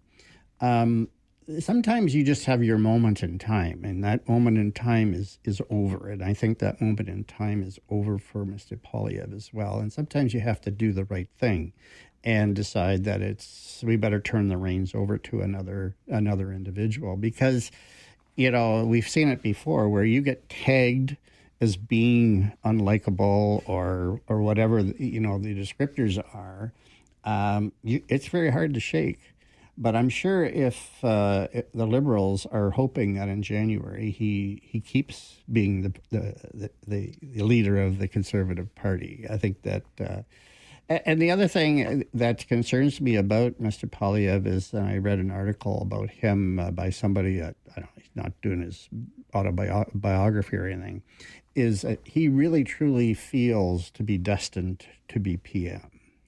And I think once what's happened has happened with his own writing and with the party fortunes taking a dive, his time is over, and he should get away from that mindset. If he felt he was destined to be PM, yes, then I think his best shot was his last shot, which he missed. But I find it interesting what you say there, Tom, because I came across a piece. I didn't read it in depth. I just saw the headline. But to your point, it was expected, at least based on the headline on this op-ed, that Pierre Poilievre would stay on because there isn't anybody else waiting in the wings right now. Do the Conservatives have the bench strength here? Well, they may or may not. I'm not sure. But, before I'm done, I want to draw a comparison to Trudeau, too, because there's another situation where I think somebody felt that they were destined to be a prime minister, and he was, and then didn't know enough when to get out. How about didn't know enough when he took the job? Could we go back that far? Anyway, Philip Mills, do you expect a kinder, gentler Pierre Poilievre? I don't, and I don't think he has an option. I think he's kind of stuck. And I think John kind of hit the nail on the head a bit at the start. I think he has, to a great extent, fractured that party, and he can't go one way or the other. So I think he will be what he has always been, which is a bombastic and attacking, and that is alienating a group of people. But if he stops being that and starts to be more collaborative, starts presenting a more, positive view that Canada is good and we can do something great with it, the folks who think that he has been talking to for years saying everything's broken and it's all the Liberals' fault, he'll lose them. And so I think he has painted himself into a corner where whatever he does, I think he's kind of stuck. So I assume we will get the same man because I think he probably is who he is, like most of us are at a certain point in our life. But even if he tried to change, I don't think he has or wanted to. I'm not sure he's got the option because I think he'll lose too many people. Like I think he has created a situation where he's in a bit of a lose-lose. And I think that's going to be really tough for that Conservative Party to negotiate out over the coming years. It's interesting you talk about a fractured party, Phil, because when we talk about politics, particularly provincially and federally, we talk about uniting the left because it splits votes, allegedly. And then on the right, we do have social conservatives versus the rest of the conservative tent, if you will. And I might argue, just based on what you said, Phil, that Mark Carney became the conservative that Pierre Poilievre or the party federally could not. It's entirely possible. I think like Carney has a lot of those sort of traditional conservative sort of leanings, but Poilievre can't become that because he has, cut his teeth over the past number of years as, this sort of attack dog. And I think losing that perspective, he has created a base that thinks that's how we need to go after. Everything is terrible. We need to go after everybody with a rabidness that I think would be hard to pivot away from. And that isn't how Carney presented himself. That isn't how that almost, like you say, despite the labels, the Liberals tend to be pretty much centrists. Like we've got these labels as if they're far left or liberal. Like they tend to have a lot of centrist policies, and generally Canada is governed from the center. And I think it's hard for Poilievre to move more center because he has said Liberals are bad, can't become more like that. And so I think he's backed himself into a bit of a corner now moving forward as to how he would go, even if the places he would go would be traditionally conservative, because he'd be backing off on all the things he's been attacking others on. Did the Liberals pull off a bit of a coup here, Tom, and take the available space in the middle? Absolutely, and I think Phil makes a very good point. Well, what space that Mr. Poilievre occupies, and within the spectrum as well as within the party, and you should always remember that he led the coup against Aaron O'Toole, who wasn't right wing enough for the party, and then he occupied that space, and that's who continues to support him. When you get to the leadership, that's who the people that are, for the most part, who are voting, whether or not the leadership is to be retained or not. I don't see another coup happening this time around. John, as a dyed-in-the-wool conservative, as you mentioned a moment ago, anything from Prime Minister Carney that you see that you like? Well, you're still on mute, John. Sorry about that. Yeah, actually, I do like his approach. I think he's been firm with Trump, and he's stuck to his guns. He has left the olive branch there, but he's not begging. He's not running to Washington. He's trying to find other options for international trade. Obviously, no matter what happens, at the end of the day, we absolutely have to have the United States as a number one trading partner. But I like the way Carney's approaching this, in that he's not running to them and making the best deal that Trump can get instead of the best deal for Canadians. So I really appreciate that. I think it's a good thing about Carney. Real quick, Tom? Yeah, Carney's not running to Trump and telling him that he lost the 2020 election because of the mail-in votes, like another world leader is. And he's not playing that game that many other world leaders are, where you have to grovel and kiss the ring. Kiss the ring, and then all of a sudden you get some kind of a favor for the next 48 hours. Yeah. Tom Galloway, John Hendry, Philip Mills with us on the Friday 4 Roundtable this morning. Stay with us. The Mike Farwell Show, 570 News Radio and Rogers TV. We have talked about Air Canada, Pierre Poilievre. Still to come, those menacing e-scooters on our sidewalks and trails. And do we need a castle law in Canada? Those conversations coming up with our Friday 4 Roundtable on the Mike Farwell Show, 570 News Radio.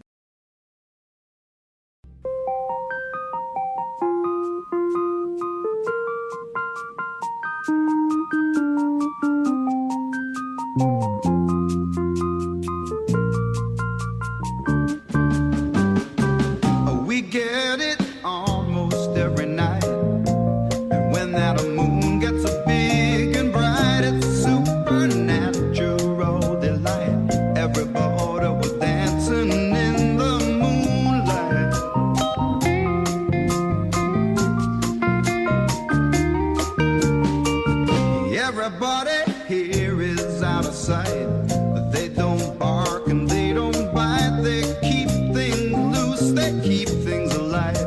Dancing in the Moonlight. Well, it's the sunlight this morning, but Deb wanted to hear some King Harvest on this All Request Friday on the program. Fridays also mean our Friday 4 Roundtable. Joining us on that discussion today, Tom Galloway, who's a former councillor at the region of Waterloo, John Hendry, professional speaker, author and retired public school board trustee, and Philip Mills with us as well, CEO at Habitat for Humanity, Waterloo Region.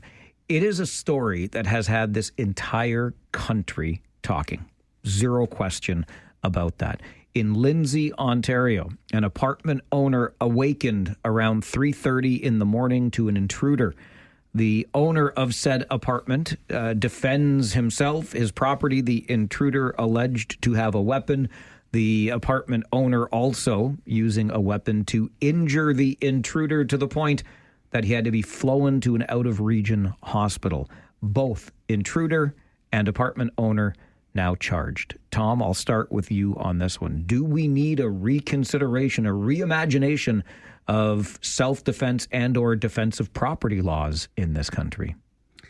Well, I think that the charges that have been levied against the perpetrator will probably stand, and I suspect the charges against the homeowner or the apartment dweller will probably be dropped at some point in time.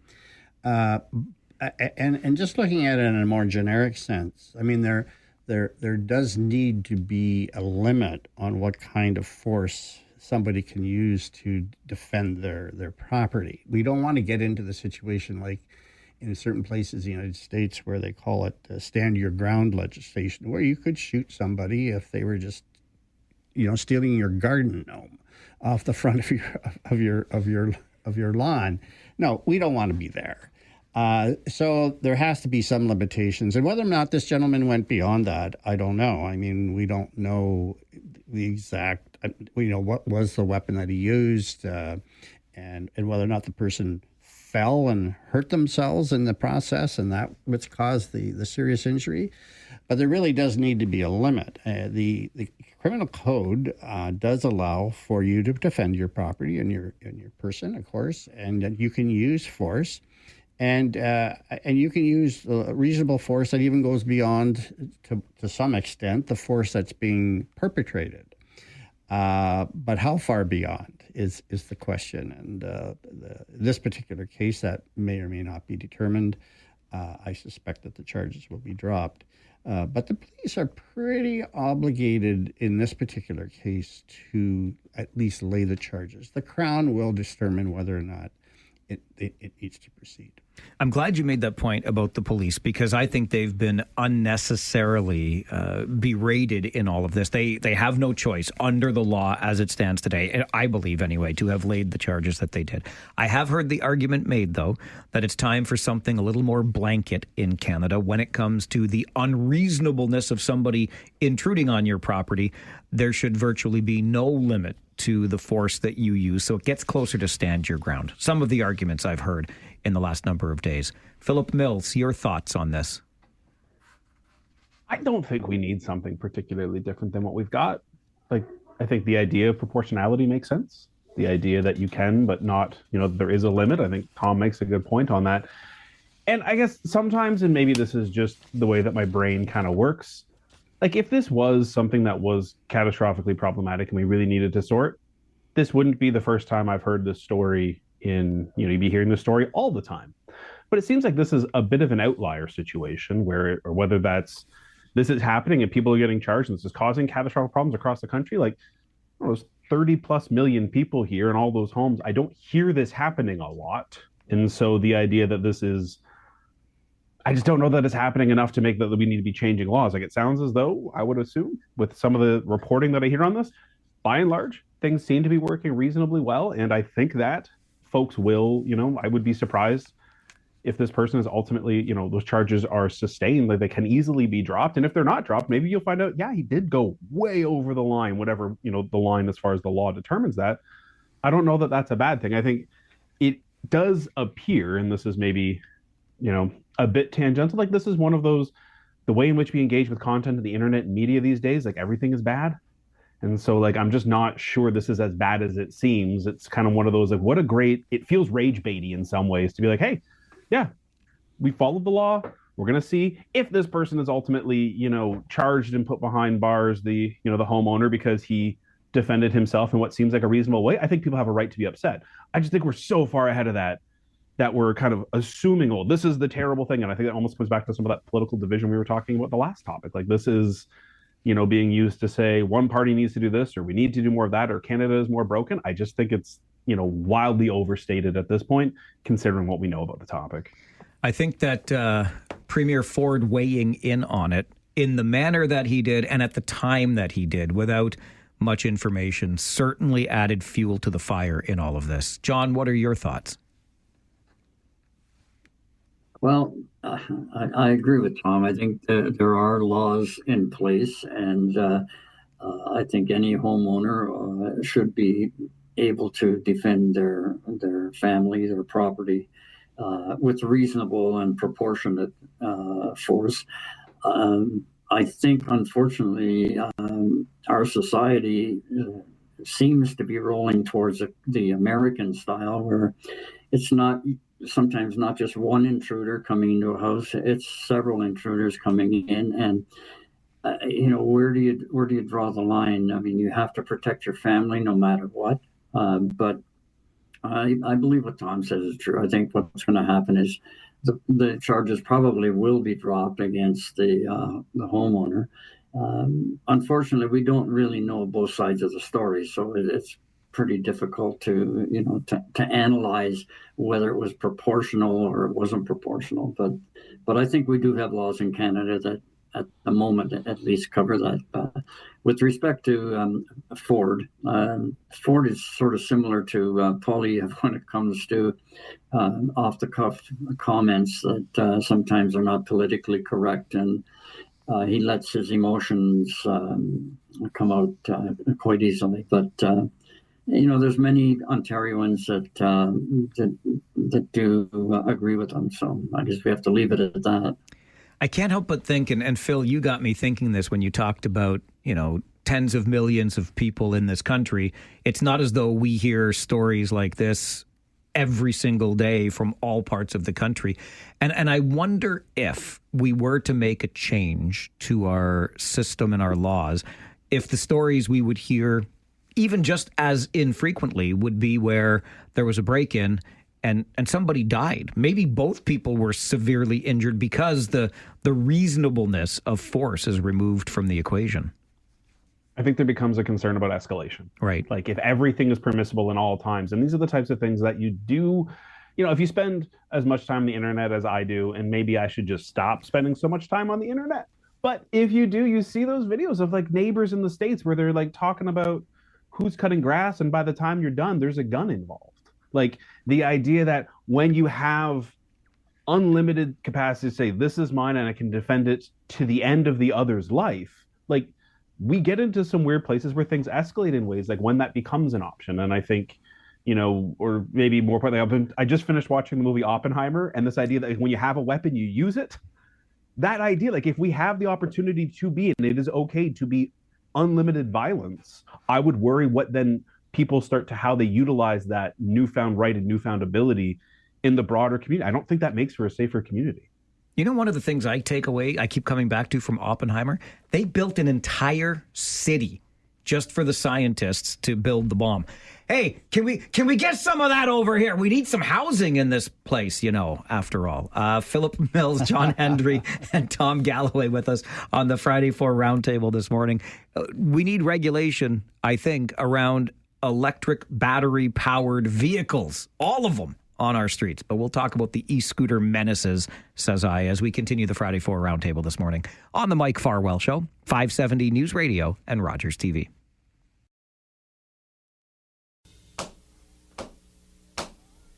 Oh, Lord, won't you buy me a Mercedes-Benz?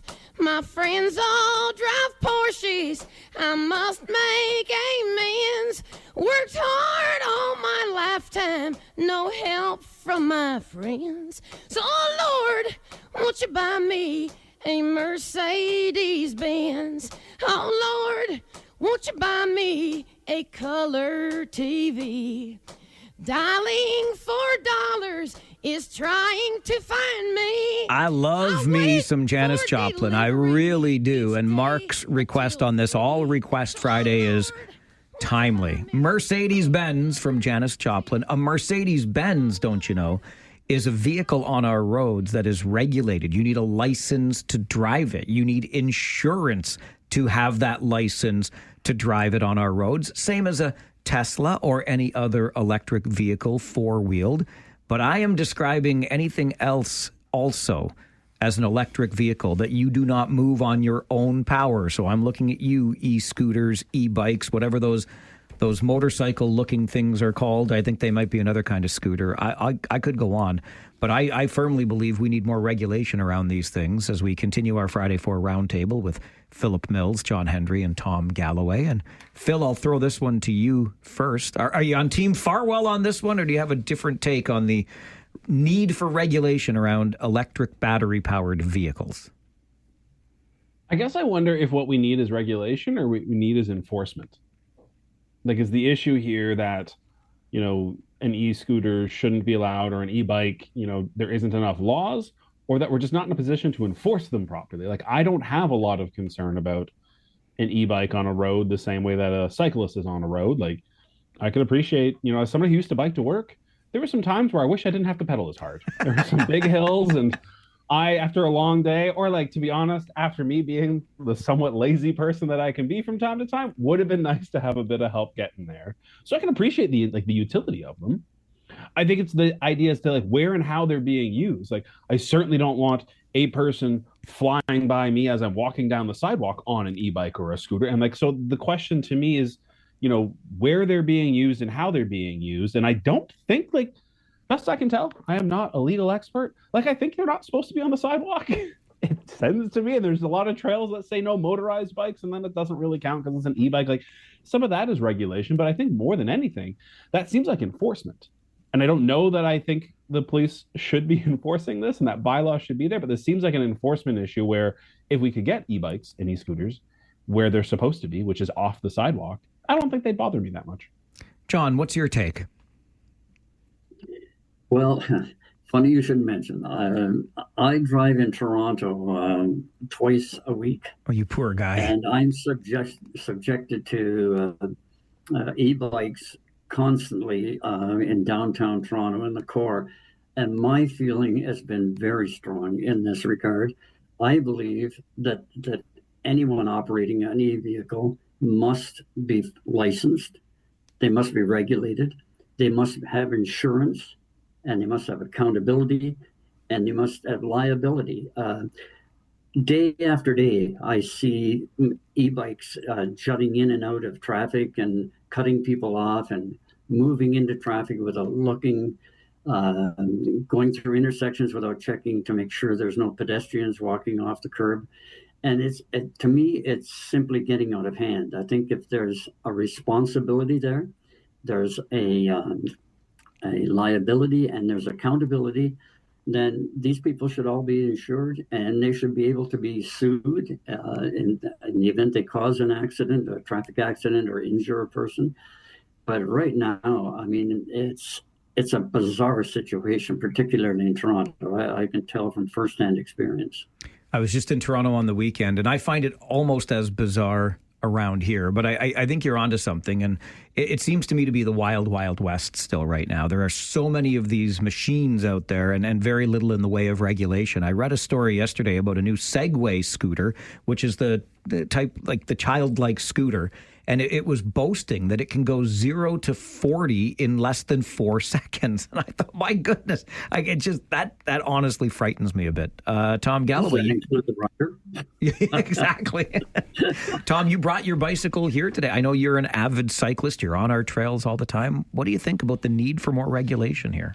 Yeah, well, I think I want to start off by saying that micromobility is a good thing to start off with, and it should help us in our quest against climate change and trying to reduce the number of trips that are in usually single occupant cars. But there does need to be some regulation. There's no question about it. I've done, I guess, about 4,000 kilometers this summer so far on my e-bike, But again, there's differences in e-bikes. Mine is an e-assist bike. It's not a full electric bike. So you have to be pedaling for it to assist you. But even whether it's sidewalks, of course, are already regulated theoretically, and of course, enforcement, as Phil said, is an issue. But on the trails, on the multi-use trails, like the Iron Horse Trail, as an example, I see all kinds of examples of people going way too fast on their e-scooters, Segway scooters, even now skateboard scooters that are.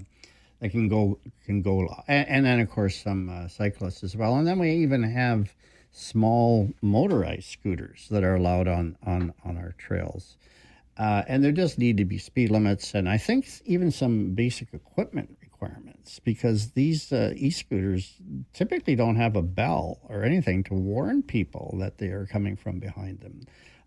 Bikes are supposed to have bells, but again, it's an enforcement issue. But I think when you have regulation, like a speed limit, just as an example, 80% of the users then, usually comply. Like at least now we know what the limit is and what supposedly makes people comfortable and allows people to intermingle on those facilities. And then, of course, enforcement for the other 20%. But again, do you really expect police or even bylaw officers to be out enforcing this stuff? But I tell you, the use of e-scooters is, you can get into the business for $400 and $500 or more, and they're becoming very, very popular, and they go like crazy, and they have a brake, but they don't have any other safety equipment. Should you have to wear a helmet? All those other even personal safety considerations as well. I think we do need some regulations. Yeah, and I'm wondering if maybe a way to go would just be regulating on the manufacturing side a top speed of 10 or 15 kilometers per hour. I don't know, but these things, they're going pretty quick and people are starting to get hurt for sure. All right, our time is our enemy and we're up against the clock. So I will thank each of you. Philip Mills, CEO, Habitat for Humanity, Waterloo Region. John Hendry, retired school board trustee, professional speaker and author. Tom Galloway, former regional councillor. Thank you all very much for making time for our show, and enjoy the weekend ahead. Thanks so much, Mike. Thanks, Mike. It's the Mike Farwell Show, 570 News Radio and Rogers TV.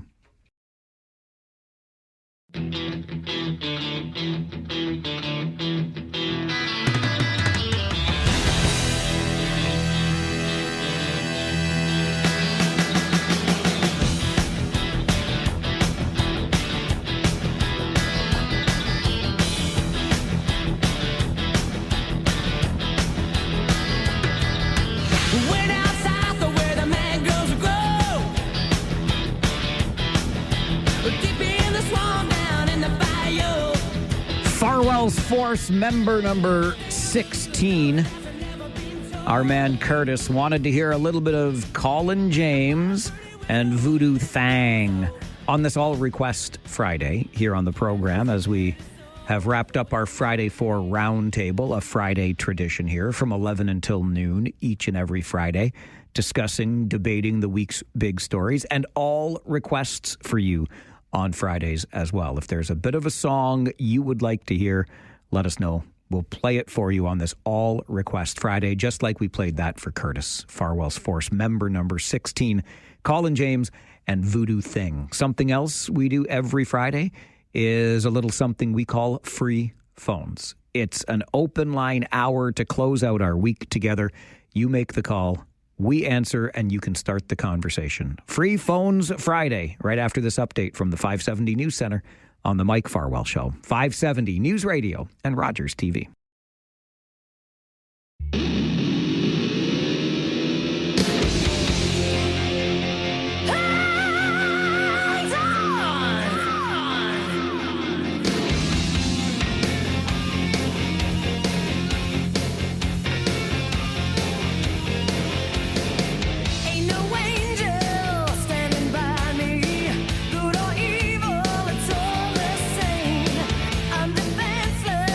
Baby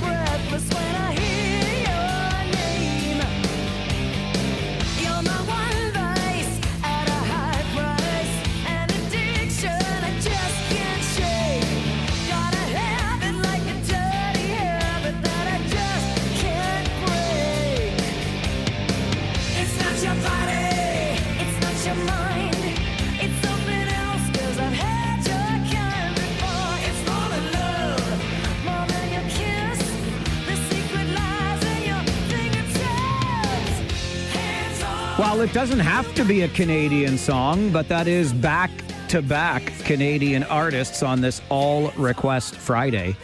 Colin James just before the noon news, and now Lee Aaron, Hands On, by request for Andre on this All Request Friday as we start Free Phones Friday. Open lines.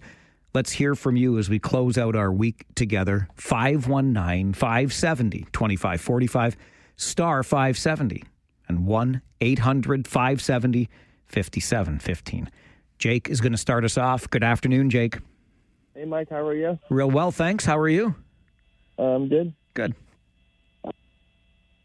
Your season to start next Friday. I'm sorry, Jake. I didn't quite catch that. What was that? Are you ready for the Kitchener Rangers season? Am I ready for the Kitchener Rangers season? You bet I am. Absolutely. And then tonight, we're all the boys like me, Cody, David, and Evan are going to the Panthers game tonight. Of course you are, because where there's a sporting event, you guys are there. Yeah, I know, right? Didn't I see you at the Buskers last night? Oh, were you at the Buskers last night? I was at the Buskers in Uptown Waterloo. You bet I was. We didn't see you then. I saw you through. You guys were dancing, having a good time. It was great. Yeah, it was fun. Good for you. Well, we'll see you at the hockey rink pretty soon, okay? Yeah. Thanks, Jake. Great to hear from you today. The Rangers' preseason schedule starts 1 week from today. Next Friday night at the Memorial Auditorium against the Brantford Bulldogs. Training camp next Monday, Tuesday, also open to the public. And we will be at FanFest a week Sunday, August the 31st. We'll have a 1-hour broadcast from noon until 1, and there's a preseason game that afternoon as well. So the season is upon us. Regular season begins on September the 19th. And, well, I guess I should let you in on this, too. We are going to be introducing a new member of our Kitchener Rangers broadcast team this season. So look forward to meeting him as well. Lots coming up, lots. Paul, you're next on Free Phones Friday. Good afternoon. How you doing? I am great. How are you? Oh, I'm great. You might not be so great after I tell you this. I have a confession to make. Okay. And, I really hope you're not offended. But, when you get old like me, I listen to your show pretty much every day. But I also listen to other talk show call-in Paul, shows you're hurt. well. Why you got to be that way? I'm sorry. That's okay. You're only a few hours in the morning. I need my fix. So I've been listening to all these other talk shows. And over the past week, I've noticed that a lot of these talk shows are discussing the exact same topics that you have already raised. Maybe they're following you. I'm not sure. Well, that's just it. This goes to show that this is the only show you need, Paul. There you go. Yeah. So it seems that all of the talk shows seem to be talking about two primary things. Number one being what happened in Lindsay with the a guy defending himself against somebody breaking into the house, his home. Now, I don't know if this is nothing official, but I've heard through other sources that guy that broke into his house wasn't alone. He had two friends waiting outside for him. He was just supposed to pass the stolen property out to them. I have not heard that. I don't know the accuracy of that.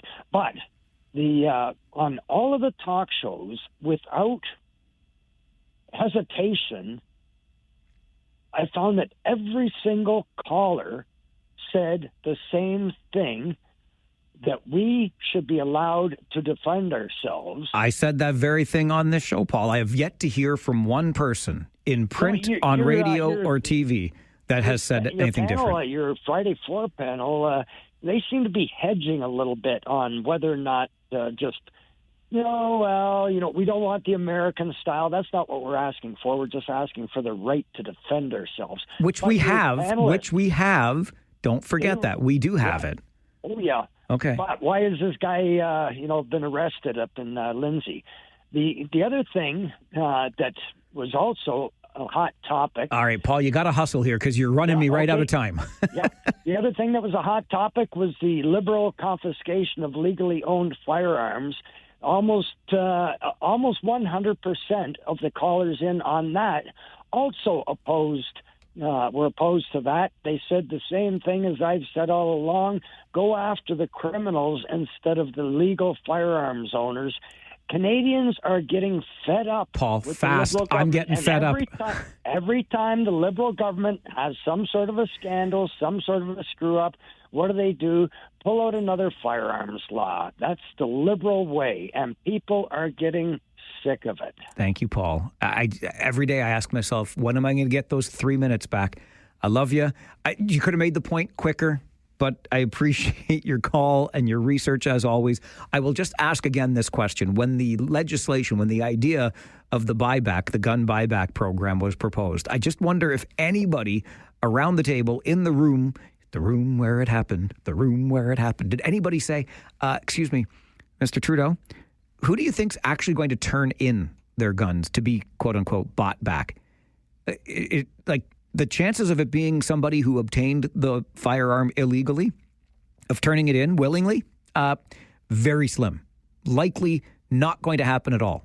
So what would the point of this program be anyway? I wish somebody would have asked a question like that. Free Phones Friday continues on the Mike Farwell Show, 570 News Radio and Rogers TV.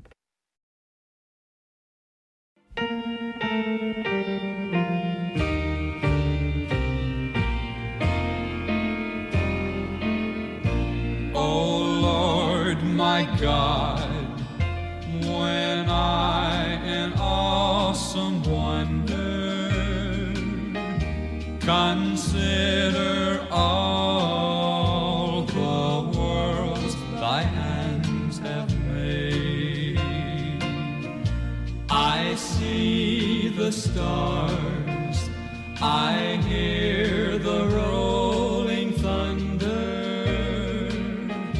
thy power throughout the universe display.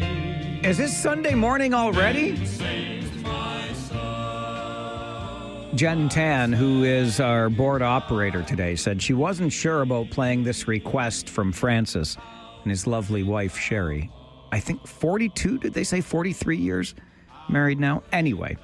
She said, it sounds a little churchy. You're going to have to confess your sins. I said, I have no sins to confess.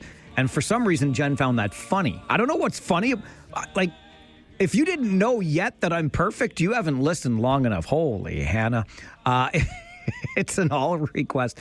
The imperfect nature of my claims to be perfect makes me laugh. It's an all request Friday on the show. If there's a song you would like to hear even a little bit of, drop me an email or call Jen, our board operator, 519-570-2545, star 570, and 1-800-570-5715. We have a few request slots to still fill before 1 today, if you want to take advantage of that. It's also Free Phones Friday, where we open the phone lines to hear directly from you as we close out the week. Back to the phones we go. Dawn, good afternoon. Yeah, that's me here. I have some issues about the mobile and pedestrian traffic. When Ford tried to remove the bike lanes in Toronto, and they apparently you build it, they will come, yes. But now they have rights. You got to keep them now. Along with rights comes responsibility. They don't pay road tax, so they should either get a permit, must wear reflective clothing and a helmet, like any other vehicle must have safety devices. So why can't they and be mandatory and regulated? And so, and with pedestrians, when I was young, I was taught by my either older siblings or through the education system that when you approach a crosswalk, you stop, look, and listen before you proceed in a safe manner. Well, nowadays, they have rights. Pedestrians have rights. They don't have to. They just walk out with their head down on their cell phone. And if there's a near miss, it's always the driver's fault, seems to be. Well, I wouldn't say always, but listen, I hear where you're coming from. I remember the little rhyme we had put together when I was a kid. Stop, look, and listen before you cross the street. Use your eyes and use your ears, and then you use your feet. I hear where you're coming from. The use of the words near miss are interesting to me because we put these near misses into these categories of road dangers. And I would submit to you, as I did earlier this week, it takes two to tango in those near misses.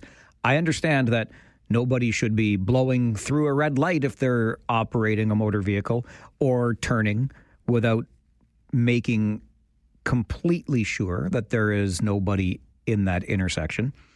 But also, if the person walking is willing to take that moment, a fraction of a second, to check, to make sure nobody's being a jackwagon driver, we probably come out better. I'm not so fussed about the road tax argument when it comes to people who choose to commute or get around by bicycle. Lord knows that as drivers, though we do pay taxes to help maintain those roads and whatnot, I don't think we come anywhere near paying the full freight on that. But the issue of a court overruling a legislative decision, especially in this case, because the removal of a bike lane somehow infringes on your constitutional right to safety when you're you know what gives you a constitutional right to safety as you get around by a bicycle? That supercomputer between your ears. You should use that once in a while. Everybody should. You see, so I do think that the court's overstepped in that regard, but that's just me. Evan, Free Phones Friday for you. Good afternoon. How's it going, Mike? Long time no talk. It has been a while. Ev, how's it going with you? Pretty good. Good man. I was at the Buskers yesterday. I saw you. Yeah, the man with the underglows on. I didn't see the man with the underglows. I saw the first performance. I think they called themselves the Pink Performers. Yeah. Yeah, the man and the woman. They were great. I loved every bit of it. And we also saw Standy Andy. Nice. So that was fun. Good. Are you ready for the Ranger season? I'm pumped, buddy. Bring it on. Let's go. Oh, yeah. And are you going to the Panthers again tonight? I was thinking about it. I'm getting together with a buddy, but I might drag him over to the park and we might watch some baseball. All right. Well, don't pack any beers in your bag, buddy. Easy now. Easy. I'll buy them at the ballpark like I always do. All right, Ev. Good to hear from you. Thank you. And yes, Buskers, if you have not checked it out, runs all weekend in Uptown Waterloo. Fantastic festival. Don't forget about Caravana Ignite, kicking off tonight in downtown Kitchener, and then Odd Fest, which is full of music and vendors and family-friendly fun on Main Street in the Galt area of Cambridge all day tomorrow, 2 until 10. Great weekend in the region for sure. This is Free Phones Friday on the Mike Farwell Show, 570 News Radio and Rogers TV.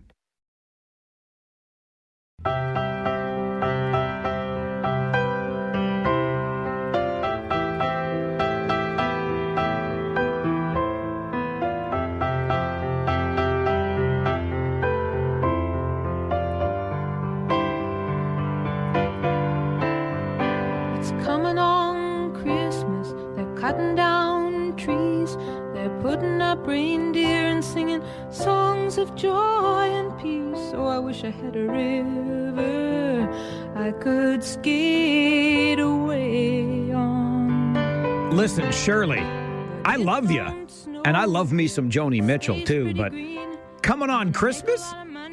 It's August the 22nd. I know we're coming on the end of summer. Whew, that one, though, sends a shiver down my spine. It's an all-request Friday, though, so if you want to hear it, we're going to play at least a bit of it. Send us your request, and we'll play as many as we can before we're done with the show today at 1. Free Phones Friday continues. Greg, good afternoon. Geez, I forgot to request a song, but now I'm sorry that I didn't, based on what I'm hearing. But anyway, that's not why I was phoning. Okay, the Lindsay thing. Just a few comments that might make people think or look at something a bit different. The biggest thing right now is the missing info that they're not telling us.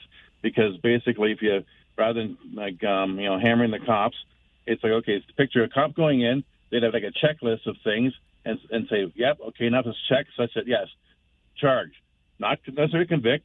So they did their part. And the idea of reasonable will differ from case to case. So it's not set in stone. But then if proper discretion overall is used, then, I think the law as it is maybe okay, like not wide open, not make it more wide open. But it is a joke when they say, what are you supposed to do? Well, call 911. Well, it's not a sport. You can't call a timeout and say, okay, hang on a second, let me make a call. Okay, now let's get back at it. And if you think of hockey fights, if you got a guy down, it's etiquette. You don't keep hammering him. So maybe, like, again, it's whatever the story is that we're missing. Was this guy down and the owner sort of then still took a bat and kept whapping him some more? Or, was it earlier in it? And again, that's what all has to come out still. So there's, the law definitely defend, yes. I don't think wide open, but again, we haven't heard it all to know exactly where the flaws are, and I can see people getting in an uproar. But again, that's waited out. And one other thing I'm wondering too is, okay, quick, I'm down to 10 seconds now. Okay, I wonder what the ratio is of convictions versus non-convictions of the ones that happen. I bet you it's like 90 to 10 when it comes right down to it. It's probably going to get thrown out. Okay, Greg, fair point. And just on the reasonableness, and if the guy's down, I'm trying to put myself in the shoes of the person who was woken up in the middle of the night to find somebody in their residence. And I don't know how you can I don't know how I'd react. Anyway, good points. Thanks for sharing on Free Phones Friday, which continues on the Mike Farwell Show, 570 News Radio and Rogers TV.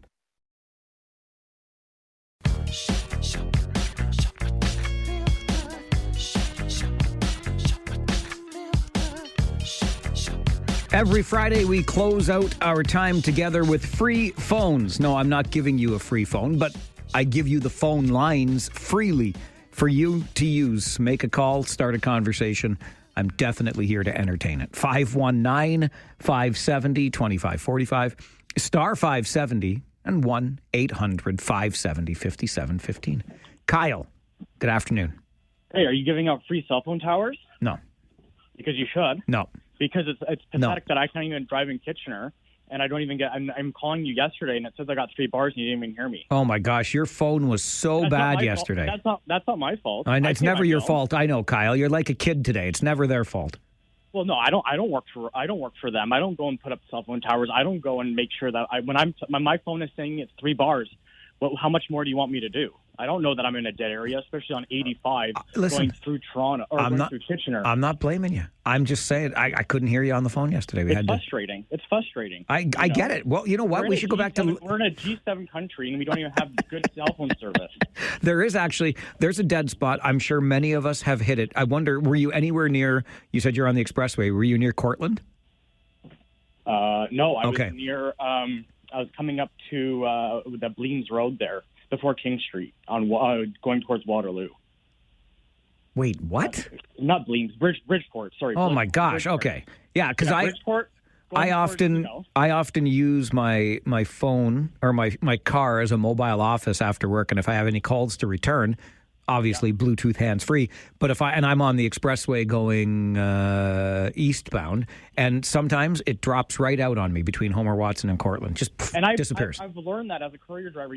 I know where the drop spots are. Like, well, I know if I buddy, go into Elmira, it drops out there, right? What is that all you got today? Is that all you want to do is just talk about yesterday? Can we talk about today? Because it's a new day, buddy. All right, so guess what's tonight? I'm at the hockey rink, my buddy. First exhibition game of the night. Sykes Nation represent Enlisty. That's right, and you know what? I can't wait to be back in the arena and just going out and seeing the boys skate and both sides playing and stuff. It's exciting to be back, and you know what, Mike? Next week I get to hear you again. So it's like a whole new season. You blink and it's here, buddy. So let's go Rangers. Let's go, everybody. Let's have a great season. Thanks, Mike. I appreciate it. All right, Kyle, thanks for the call. Don't forget the Eli Palfreman Memorial Tournament continues at the North Dumfries Community Center this weekend. And just because Kyle mentioned he'll hear me, sort of, next weekend, the Rangers open the preseason. We will do a 1-hour broadcast live on location from FanFest next Sunday, but we do not broadcast the preseason games. So you'll have to wait till September the 19th for me to be back on the air doing play-by-play and for us to introduce our new member of the broadcast team. So hang on, but we don't cover the preseason games. It's in my contract. It's like having only green M&Ms in the studio. I don't do no preseason games. I'm kidding. I don't play the DIFA card. We've just never done them as part of our programming. That's all. Mark, you're next on Free Phones Friday. Good afternoon. Good afternoon. How are you today? I'm fine, thank you. How are you? Good. I'm fine. I've got two comments to make. Sure. I'm in my 70s, and 40 years ago I was a student, and a university student, and working two jobs and I couldn't afford a nice place, so I had to stay in a rough area of Toronto. I was advised down there, and there were a lot of break-ins, and I was advised down there by the police that I should maybe have a baseball bat beside my bed. And this will show you how the woke society has changed so much. So anyway, I was broken into, and I took a baseball bat to the guy's head. Police didn't lay a charge against me. Nobody else said anything. He was unconscious. He was out. He scared the living crap out of me, to be honest with you, when he broke in, because I was sleeping. And so anyway, this gentleman in Lindsay is, they're going to withdraw the charges once they get to the Crown Attorney, but it's going to cost him $15,000 to $20,000 in legal fees to get the charges withdrawn. And I'm a retired lawyer. I know how the system works. And there's no Crown Attorney that's ever going to prosecute him based on what I've read in the newspaper, unless it's way more brutal than that. So that's the one comment. The second comment goes with respect to the bike paths and the scooters and all the other things. I live on Belmont Avenue, and my condo backs right onto the Iron Horse Trail. And I often sit on my balcony and I'm reading my newspaper or a book or something like that, especially a lot more before it got so hot. But when I look out over there, the bike path is used by just so many people. Elderly people walking their dog, elderly people with oxygen tanks, and regular people walking it, with their kids that are healthy. And when you see these scooters going up and down and these e-bikes, it's a danger. And they should be licensed, and they should be forced to carry liability insurance, because I've seen so many near misses of people down there, and the guys that are on the scooters, they don't give a damn. They just race. Anyway, those are my two comments. Thanks, Mark. Very well said. And the only thing I will add is Belmont Avenue. What a beautiful street. We've got some nice areas. Man, that's got to be a pretty picture to look out your backyard, your balcony from. Good for you. Happy for you. Afif, good afternoon. Free Phones Friday. Hey, good afternoon, Mike. So my thing is also with the scooters and everything. My thing isn't that, hey, they're causing issues on the actual road. But the worst problem is when you're coming into a four-way stop, you stop and you're waiting and you're looking around and there's nobody. All of a sudden, a scooter or a e-bike just drives by without even stopping at the stop sign. Which is kind of horrible. That's the one that causing the most accidents for everybody. All right, Afif, your phone's not coming in great today, but Afif is worried about four-way stops and people on scooters blowing through the stop signs. We've been talking about that when it comes to people on bicycles for as long as I can remember. And if I'm being honest with you, I think I would subscribe to the whole Idaho stop idea. I'm pretty sure it's Idaho. I don't think it could be Iowa. Either way, that law in that state allows for bicycles, if the way is clear, to not break momentum and just continue clear on through. I just don't get too fussed about it when there's no other traffic around. But I understand where you're coming from. And obviously, we don't want people to become too complacent or so complacent that they don't stop when there are people crossing or something like that. Because maybe we should just follow the stop signs, eh? It's safer that way. I take it back. Stream of consciousness. Free Phones Friday continues on the Mike Farwell Show. 570 News Radio and Rogers TV.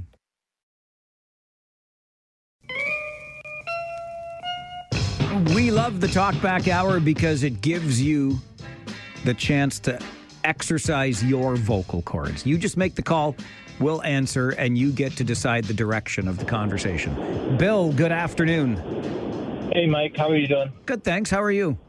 Not bad, thanks. Good. Mike, I just wanted to echo what some of the other listeners have been talking about is the e-scooters. They really got to be legislated into the Highway Traffic Act or something, because I'll tell you a quick little story. I don't want to take up all the time, but a couple of weeks ago, a gentleman was coming down on my street, and it's deserted during the day, and he went down right in front of my house, doing about 30, 35 kilometers an hour. Yelled at my wife, called 911. Mike, I'll never forget the sound of his head with no helmet hitting the pavement. I'll never forget that. Now, lucky enough, I'm a first aider. I was able to help the gentleman, but the 10 minutes before the paramedics came, it was the longest 10 minutes of my life, man. I thought he was going to die in front of my house. So I really feel that it has to be legislation. If you're using a road, it has to fall under the Highway Traffic Act. It has to be enforced by the police or by law or someone.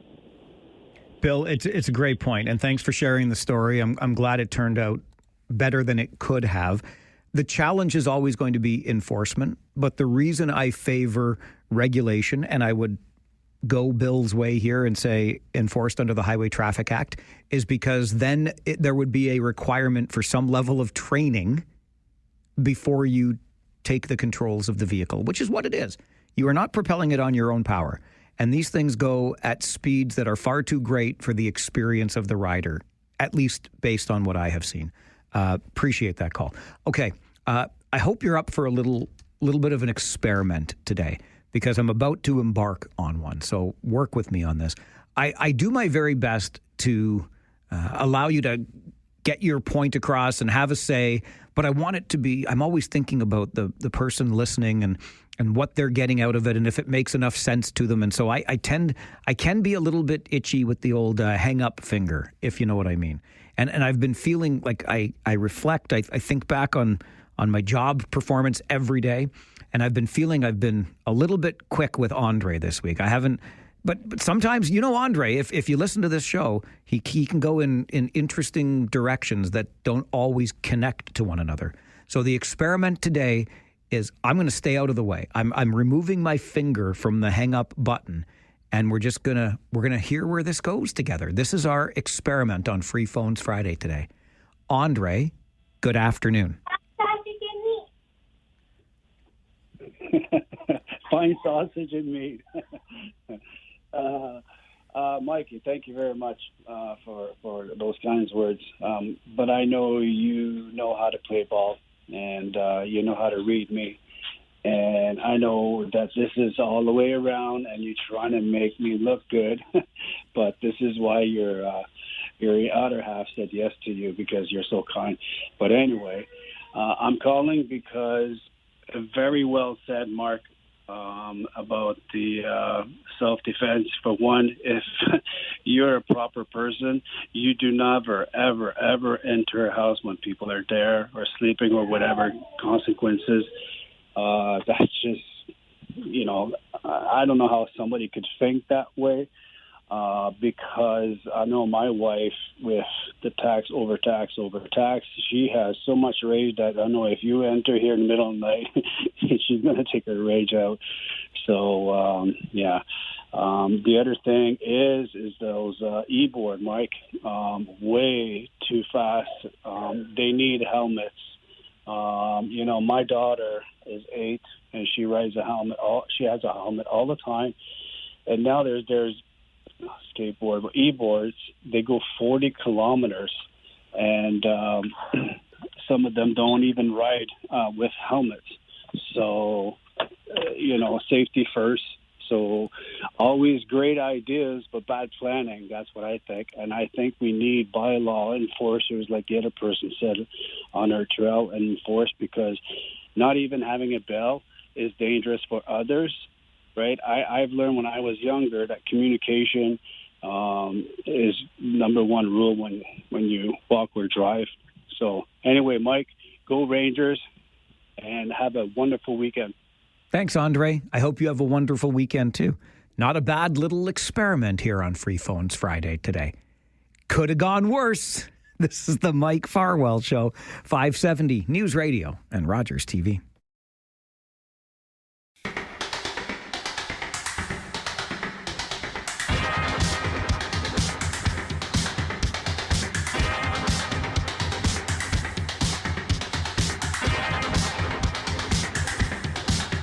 That might be the truest description of this show of all. If it matters to you, it matters to me. I love this town. I love learning about what's going on in it. I love hearing about how you experience it. So many great things going on this weekend. Oddfest in downtown Cambridge from 2 until 10 tomorrow. Music, vendors, family-friendly activities. Caravana Ignite kicking off tonight. Downtown Kitchener, Carl's Air Square. The Busker Festival, which we enjoyed last night, continues in Uptown Waterloo. And, oh yeah, by the way, how about some playoff baseball? Kitchener Panthers taking on the Welland Jackfish at Jack Couch Park. Jack Fish at Jack Couch. So many great things going on. And that's just this weekend. Every day we get the chance to experience this beautiful community. We're working on the warts, but we'll keep experiencing it. Grant, you're on Free Phones Friday. Good afternoon. What are you laughing at? Well, I think we need to get you married. You're taking way too long. There's a church that's not too far away from where you live. My pastor's ready and willing to marry this young lady. I thought you've been married to her for 10 or 20 years. What the heck are you taking so long for, man? Well, I'm not very bright, Grant, and now truth is out there. There you go. You are bright, though. Come on. Well, I'm coming to my senses, yes. You're funny. Thank you. Yeah, and the Connecticut, we were watching the Little League game a couple of days ago. Oh, the Little League World Series? Yeah, that was fun. I've been to the ballpark there in Williamsport. I love it. It's fantastic. And there was one player there, I don't know what his name is, but it started with a P and kind of made me think of Pinelli. I don't know. Our old captain with the Kitchener Rangers. Yeah. Yeah. Yeah. And what do you think about this Carney thing that he meant? Is that good for us with the tariffs? Dropping the tariffs that are not free trade compliant? That sounds good, correct? Yeah, I think, listen, I'm not going to claim to be an expert, and I got to let you go there, Grant, because we're going to run out of time in a heartbeat here. But yes, I think if you were imposing tariffs on items that were covered by the Canada, U.S., Mexico trade agreement, then it's probably in your best interests just as a global partner to not impose those tariffs. Overall, how we're going to get some sort of deal done, I think the real wild card in all of this is what the renegotiation, of that trade deal looks like. Because clearly Donald Trump is in a different place than he was when he negotiated it. Let's not forget that back in 2016. So, or whatever year it was, but in his first term, right? He thought this was the best trade deal in the world at the time, and he clearly doesn't feel that way anymore. Looking ahead to our show on Monday, we will talk about that court injunction that will allow encampment residents to stay at the corner of Weber and Victoria in Kitchener. We'll talk about a natural area in our community that nearby residents are concerned about its long-term viability and sustainability, given some work that's being done in the area. We'll bring you that story. This week in music history, Drew's views, and all kinds of great things on the show Monday. So enjoy the weekend ahead. Take advantage of all this community has to offer. The weather isn't going to be like this forever, so get outside, enjoy that, and we will get back together on Monday morning at 9, okay? My name is Mike Farwell. You are a force for good. Bye for now.